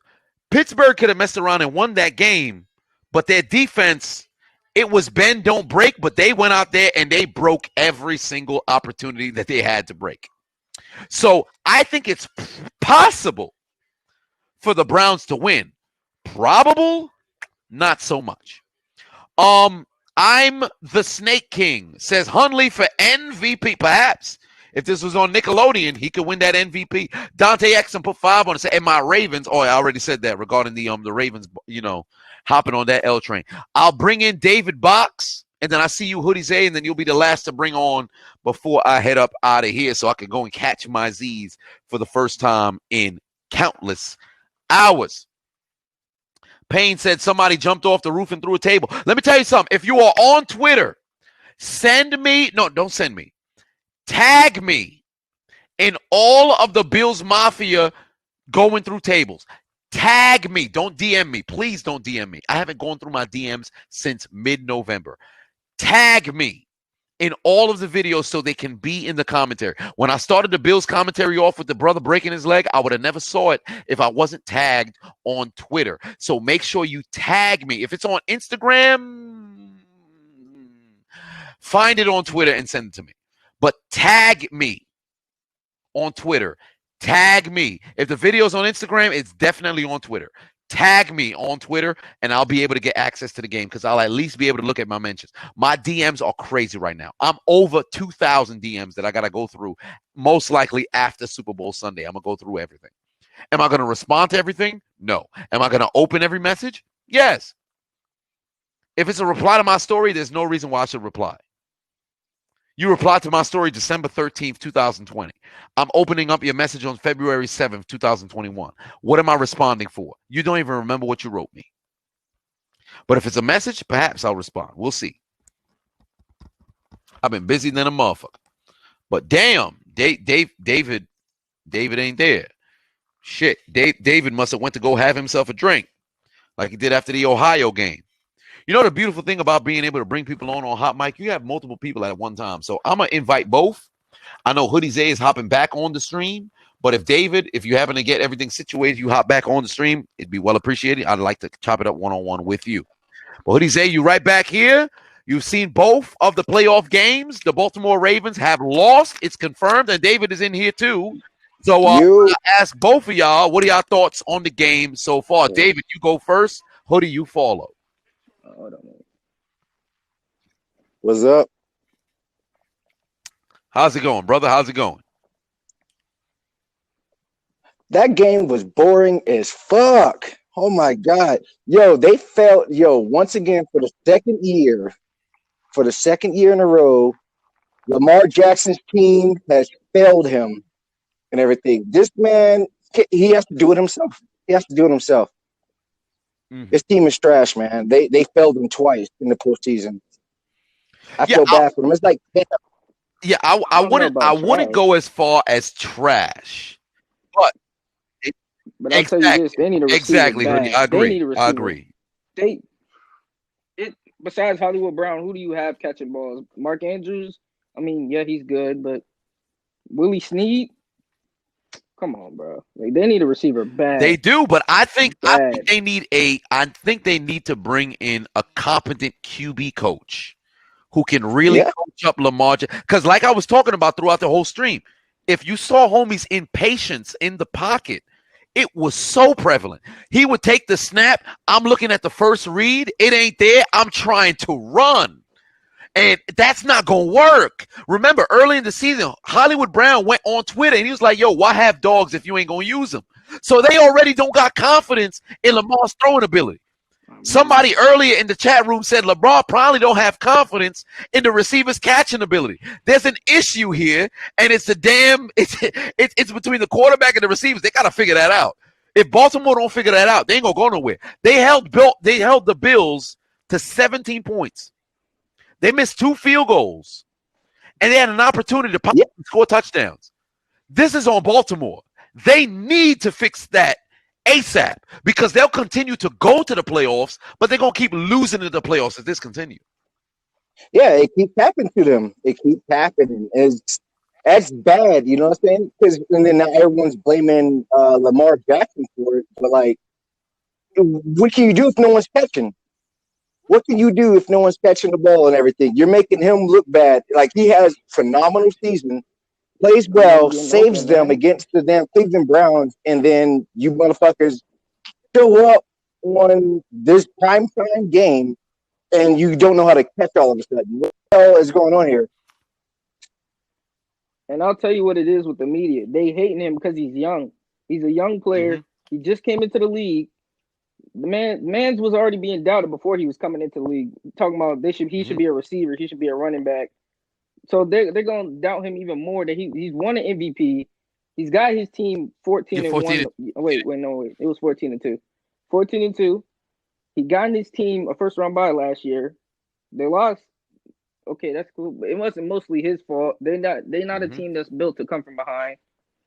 So this year, what happens? Everybody says he can't win a playoff game. He wins a playoff game. And now they're using, he can't do it all. He can't do it without his legs. This and that. He can't throw the ball. Shut up. It's dumb.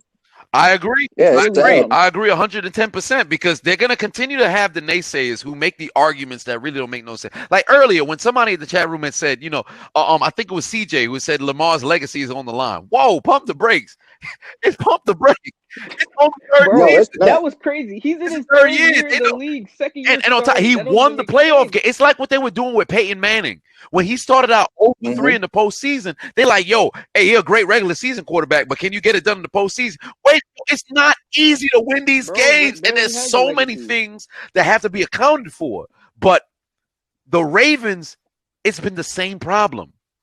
When you fall behind and you have to throw the football, you don't have that ability. It's not there. It's non-existent. If they don't address that, they're going to continue to be an electrifying team, but they're going to come up short. You can't win Super Bowls like this. The best comparison in basketball terms is James Harden. It's James Harden. Unstoppable. Speaking of James Harden. Yeah, I mean, he had a good game today, but unstoppable on offense. But when it comes time to get it done, where you at? Nowhere. So Baltimore, it's a tough loss, man. It's a very tough loss. Yeah, with no help, how could you do it? You know what I'm talking about, Harden. Like in crunch time, you have to have people around you.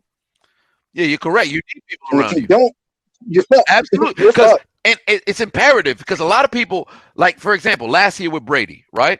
Didn't have pieces. He did not have that receivers around him to get the job done. And you saw how abysmal that offense looked with a statistical legendary defense that they had. And the lack of pieces, it won't work. I think the media falls in love with now where quarterbacks are playing so out of this world. If you're not on that level, regardless of who's around you, they chastise you. I can guarantee you, next year, regardless of where Deshaun Watson is, if he don't make the postseason, people are going to start to talk about him like, yo, is he as good as we think he is? Yeah, look at Mike Vick. Mike Vick, great, phenomenal quarterback. Who did he have to throw the ball to? One fucking person. And Alge Crumpler. I mean, Peerless Price was there, but he wasn't very consistent. Roddy White didn't hit his prime yet. So it wasn't like they had pieces galore. It was just, yo, we're going to rely on your athleticism, and you're supposed to go out there and get the job done. And it's not going to work. Yeah, exactly. You can't blame that man for that game. Don't blame that man for that game. Feel bad. Yeah, I do too. Because regardless of the fact that I'm a Steelers fan, watching how the game went, there was mental errors from Lamar that he should have been able to fix. Then when the defense bailed him out and put him in great positions, like when he threw the pick six, that was unacceptable. That's unacceptable. You can't throw a pick six inside. There was it don't make right in front of him. Who was he trying to throw the ball to? Moreover, like I had called out, the cross was wide open, but that apparently wasn't dialed up. Then nobody looked at the actual play. That's crazy to me. He could actually run that fucking ball. He could have, and they win. could have settled for a field goal. Even it would have still stayed a 1-possession game. Like, it's crazy to me. And one thing that I think has left the game, at least on a grand scale, since Peyton Manning retired, not a lot of quarterbacks go and check at the line like the way that we did see with Peyton. Like, now you see the veterans who do it, but the young players, they ain't really doing it at the line. You're not hearing it to where you're like, yo, whatever play comes in on the inside the helmet, that's what they rolling with. Sometimes you got to look at the defense and say, yo, whatever the hell they just called, that ain't going to work. I got to switch this up. Yeah, exactly. I'll say one thing. Mahomes do it. Mahomes traded for relief. You know who was really good at that? Eli Manning. Well, there it is. Yeah. I mean, Mahomes will do it every play. Yeah, you're right, Woody. Mahomes does do it. Mahomes goes out there and he just, but at the same time, I think it's a relationship with the coach that gives him the clearance to do something like that. Because if you build that rapport with your head coach, they give you the clearance. So if Mahomes go out there and he check out of a play and mess around and throw an interception, if he go to Andy Reid and they speak it, if they speak between each other, they probably going to come to an understanding like, you know what? I thought I saw something. I was wrong. We good. With all these other coaches, yeah, they probably don't build that rapport. They out here posting each other's old pictures. They out here posting each other's old pictures. They having a blast. They having fun. Like, how you get 17-year-old photos of Andy Reid? You must be at his house. Bro, that brother old as hell, 70. Man. I heard his social security number was like 47. Andy Reid old than a son of a bitch. But do you see his coaching tree though? Oh my God, this big guy. Woo. They coming up.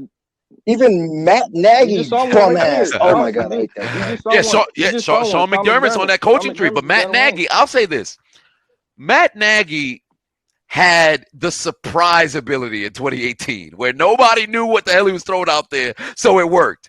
Now it's predictable beyond belief. Bro, he was running trick plays up there. Exactly. He was running trick but plays up I think if somebody had said earlier, what about the Bears grabbing Deshaun Watson? I don't think it's possible. I don't think it's going to happen. But if he gets, they should have drafted him. They literally should have drafted him. But if they get their hands on a quarterback who is efficient with the football, maybe we can see the brainiac that is Matt Nagy. Maybe we can see it. But the inconsistency at the QB ain't going to work. So what happened? The thing about what happened was, so John Fox and Ryan Pace went to two different places.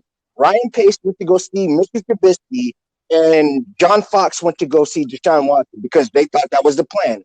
They weren't talking to each other. So John Fox was to talk to Deshaun Watson, and Matt Nagy had a dinner with Mitchell Trubisky. And I think they fucked that night and everything because he thought he was a great guy and everything. And next thing you know, they're signing Mitchell Trubisky and John Fox gets fired. How the hell does this happen? So basically, it was a Darko Milicic situation. Pretty much. It was a Darko Milicic situation. That's a perfect way to put it. They seen him one time, and it was like, hey, yo, this dude is nice. This dude is tall. We need him. That's brutal, man. I still. The Pistons could have had so many championships that they just drafted. Oh, absolutely, because their squad that they had in 2004 was already legit. Darko ain't had to do shit, and they won a championship.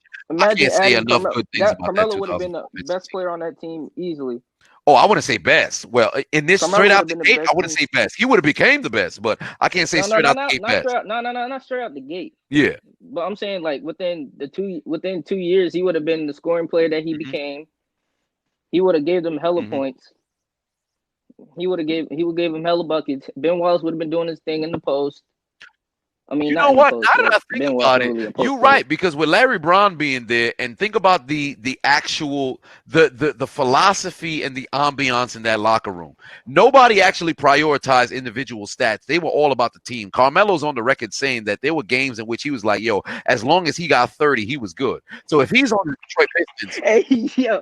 That man is wilding. He was tripping. He was tripping. But you did before I let everybody go and then head out into the sunset to go to. Well, I should say into the it is the sunset, but the sun already set. We ain't talking about that right now.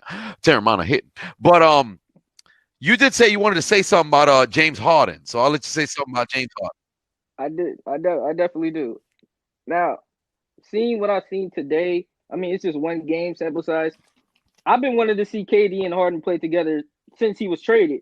Since we knew that since Harden became the player that he is now. To be honest, with the Kyrie situation, I think Kyrie's gonna be left out of the offense. He's gonna be mad. He's gonna, knowing what Kyrie is, he's going to be upset. Something's not gonna happen. And he's gonna want to get a trade. Do you agree? I think Kyrie might be gone in Brooklyn. I don't. It depends. I don't think Kyrie will ask for a trade. I think if anything, it'll be a force of the hand sort of situation, because the way that.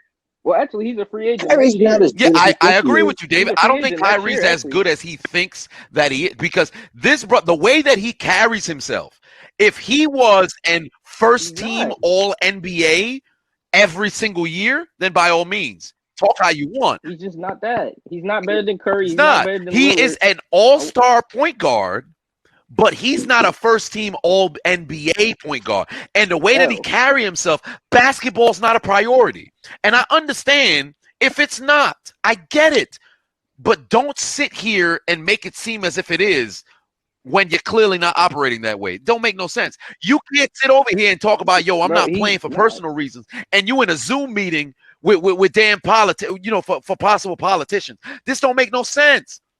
I'm not saying you can't be woke, but there's a time and a place. This is a team sport. This ain't tennis. You're not by yourself. Like Stephen A was wild. KD came to Brooklyn with the with the words of Kyrie of we could be a great duo, all this other stuff. You got teammates who's relying on you. Steve Nash relying on you, and you taking time off because you want to, I'm out of protest. That's crazy. Partying. Yeah.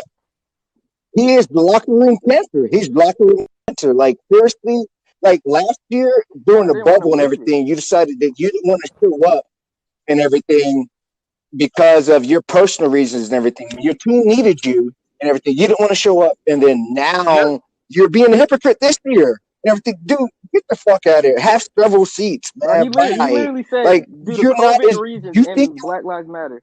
But you don't have it in you. LeBron James was the leader of that team. You got mad at LeBron for taking over and everything because you had like the spotlight ability, but you're a team cancer. No one looks up to you as a leader because you don't act like it. And now look at example.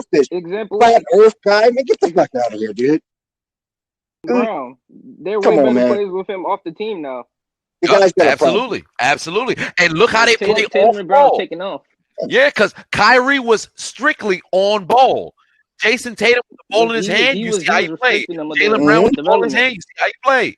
Yeah, you absolutely right. Hoodie. Kyrie is literally pitting himself in a spot to where he'll mess around and be like a Des Bryant in football. He'll mess around and be like an Antonio Brown in football. Maybe not Antonio Brown now, but somebody who talked themselves out of a job.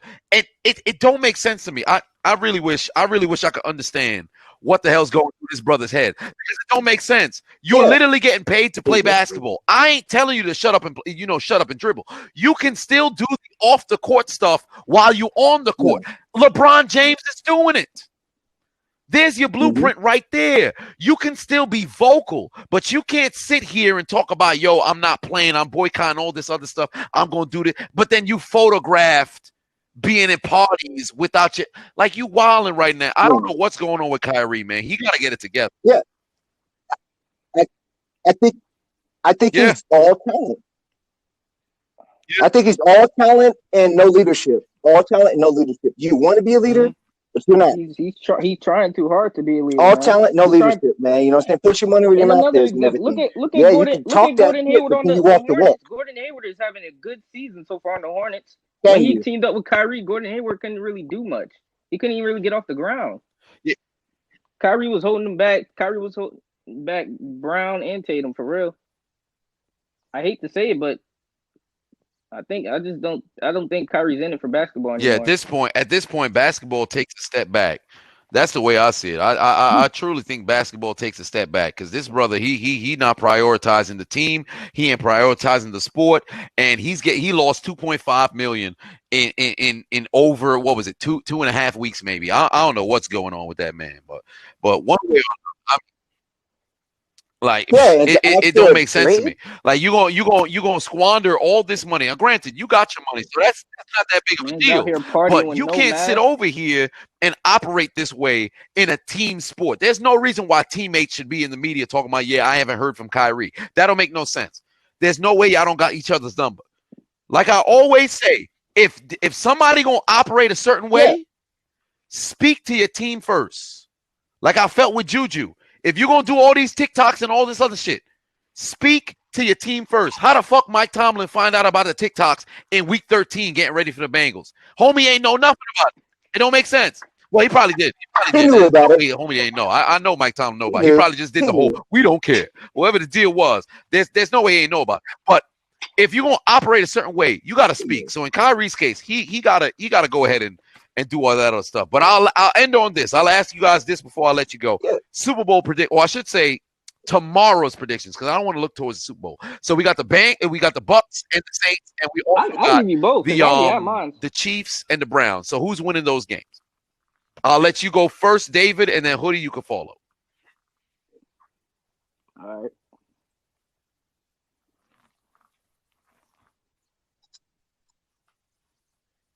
Okay, so for the Chiefs and the Browns and everything, I have the Chiefs winning, but I would not be surprised if they got upset. I would not be surprised if they got upset and everything, because I mean, people are saying they've been looking suspect and everything. I think it's more like they're dialing back and everything to save their second win and everything. But for the Bucks and Saints, I have no record. I don't think there's any way possible the Saints are going to lose that game and everything unless they're like truly cursed and it's like a fourth quarter bullshit ass call by the refs. That's the only way. And if the Bucks can actually play good, like they're capable of, they have weapons and everything, but I don't know if they can squeeze that one out. I think the Saints will probably win that one, and I think the Saints is the only team in NFC that could compete with the Packers. But I think the Packers, and I fucking hate them because I'm a Bears fan, but I think the Packers are going to the Super Bowl. He said that with a lot of And passion, it too. pains my guts. I hope all their cars run flat. I hope they never make it to the game. And I hope everybody spits in their water and they all get laxative and all Well, these tell them how you COVID-19. really feel, David. Damn. Damn. Shit, now that I think about it, you had an L this past weekend too. Damn. I mean, at least Alabama won. I mean, the Yeah. Eagles sold At least my team. Alabama won, They right? was So like, at least you had one W. But all right, there's David's prediction. Now, Hoodie, what's your prediction? all right. So as far as Browns Yes. and the Chiefs, I think that's a scratch. I think the Chiefs are going to win. People are, like David said, people are saying that the Chiefs are playing bad and this and that. They're playing down to the competition. People keep talking about that Falcons game. I didn't even really think they cared that. They didn't care that much. But I mean, the first seat was up for grabs. But I just don't see how the Browns corners are going to keep up with Tyreek, Miko, Sammy, DeMarcus. And then the linebackers are not going to be able to guard Travis. Although the Browns will probably run the ball all over the field. Now, one thing, let's say if even though he's obviously been gone for a while, if the Browns had Odell, I would actually take the Browns in this game. If Odell was playing, because I think Odell would have been a huge factor. Huge factor. I'll say this regarding Odell. I think if Odell is there, the Browns probably don't make it this far. And I think the Browns don't make it this far because the way that the Browns offense changed when Odell was out of the fray, they started to hand the football off way more frequent. Before, I felt as if the Browns were trying to make sure that they kept getting Odell's targets up, regardless of the fact that his production wasn't on the same level that it was his first 3 years in the league. But they were targeting Odell. I would know something. Yeah, exactly. Yeah, being a Giants fan, you would know. So because Odell was out there, I felt like they felt as if they had to cater to him, kind of like what Pittsburgh was doing with AB. Now that Odell was off the field and he's going with that torn ACL, you seeing handoffs left and right. Jarvis Landry getting fed the way that he needs to be getting fed, but he don't talk. He don't talk. People Jones is stepping up. Austin Hooper, I mean, although his hands is kind of wishy-washy, you got that Falcon syndrome. But one way or another, these guys, they balling. But I'll say this much. I like y'all predictions. I do. Hoodie, did you say anything for the Bucks and Saints? Yeah, you ain't do the Bucks and Saints. I'll let you do the Bucks and Saints. No, I ain't say the Bucks. Bucks and Saints, I have the Bucks. And it's mainly because I just want a Brady and Rodgers playoff game. Please, Lord, just please. I pray. I pray for this. You pray for a type of game like that. There's still somehow Brady's still in his prime, 42. Man is in still. Well, I wouldn't say prime. Out there. Yeah, I wouldn't say prime. Oh wow! But I mean, he's still playing. Yeah, he's still playing at a high level. Yeah, he's playing at a high level. I mean, shit, he threw 40 touchdowns. So shit. But I think the X factor in the Bucks game, the Bucks winning, will probably have to be Clown Brown. Mm-hmm. Like the receivers compared to the first two games. I'm not Burleasy, motherfuckers. The first two games, the Bucks were still getting into their new offense. Now I think they're equating to everybody. Everybody's getting touches. Everybody's getting involved. Cameron Brate played good last week.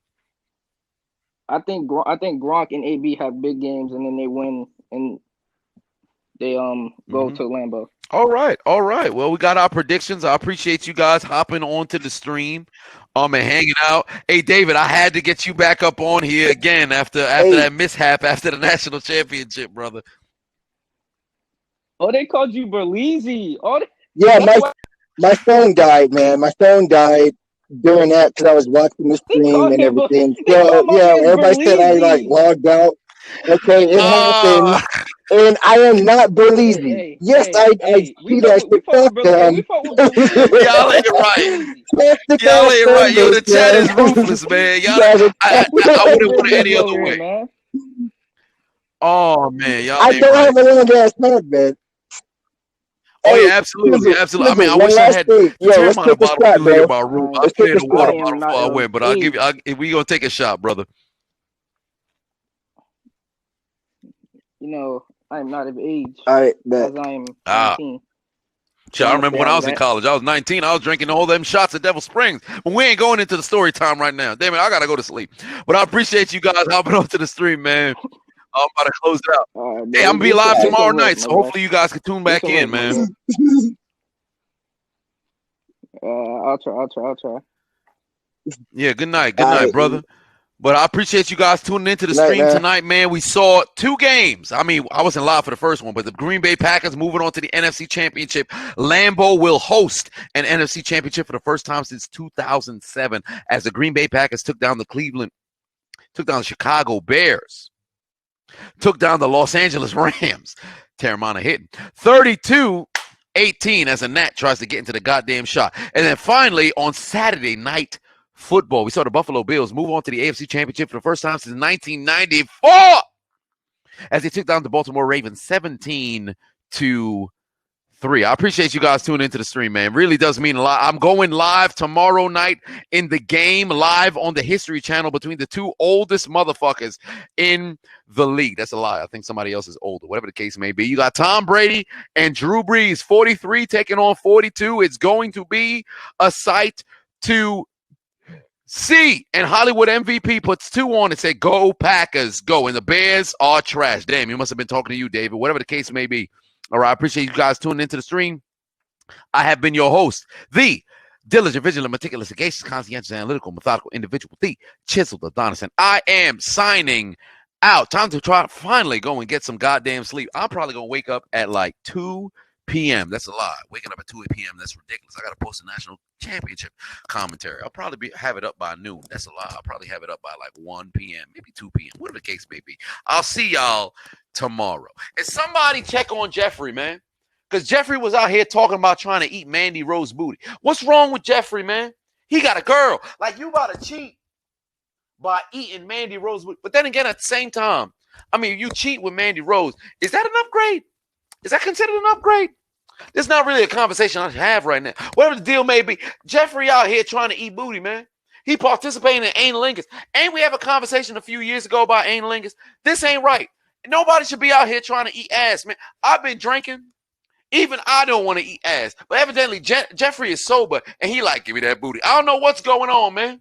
This man's tongue is not, when he brush his teeth at the end of the night, and he take the tongue brush, and he, to make sure he cleans his tongue, he has to wipe off the analingus. This man out here eating ass. Come on, Jeffrey. Come on, dog. When outside open up, and we go to the Barclays Center to go to a wrestling event, and I happen to run into you, I'd hate to have to shake your hand, and your breath smell like you eat ass. That'd be a shame, man. I don't want fecal matter breath in front of me. That's going to be a shame. How the hell am I going to go to my, appointment with a harlot afterwards? She's going to be like, yo, your face kind of smell like fecal matter. I'm like, yo, I just saw Jeffrey. We took a photo together, and then we engaged in a small conversation. But the fecal matter, odor done flew onto my clothing. So it's not that I came from eating ass, but I'm here because I was with somebody who was eating ass. It's a weird conversation, man. Come on, Jeffrey. What's wrong with him? What's wrong with him? Don't be out here eating ass. We ain't doing that. Oh, shit. I'm getting caught in the unchiseled Adonis orbit. Oh, no. The unchiseled Adonis orbit got me. Damn, it done pulled me out of the damn frame. Oh, man. I wanted to finish talking to you guys. Even my shadow is out the frame. Damn, the unchiseled Adonis done pull. It's over. Y'all have a good night. Yeah, I'm headed to the shadow. Yeah, I'm gone. I'm gone.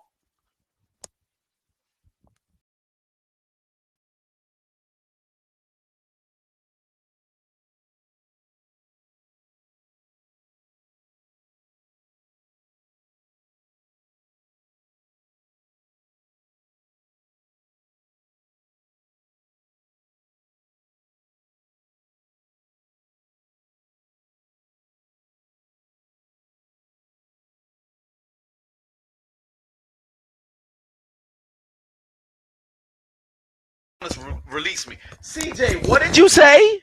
I'm sorry. CJ just said what? I beg your pardon? CJ said you'd rather eat out Naya. Wait a minute. Oh no. Oh no. Oh no. All you had to do was be insubordinate, CJ. What's wrong with him? Oh no! Oh damn! I was trying to talk to the people. Hey man, release me! I'm getting caught in the unchiseled Adonis orbit once again. Now this time I'm going for real. CJ out here eating ass, man. No! Damn! The unchiseled Adonis got me into orbit. Oh, it's over. It's over now for realsies. For realsies.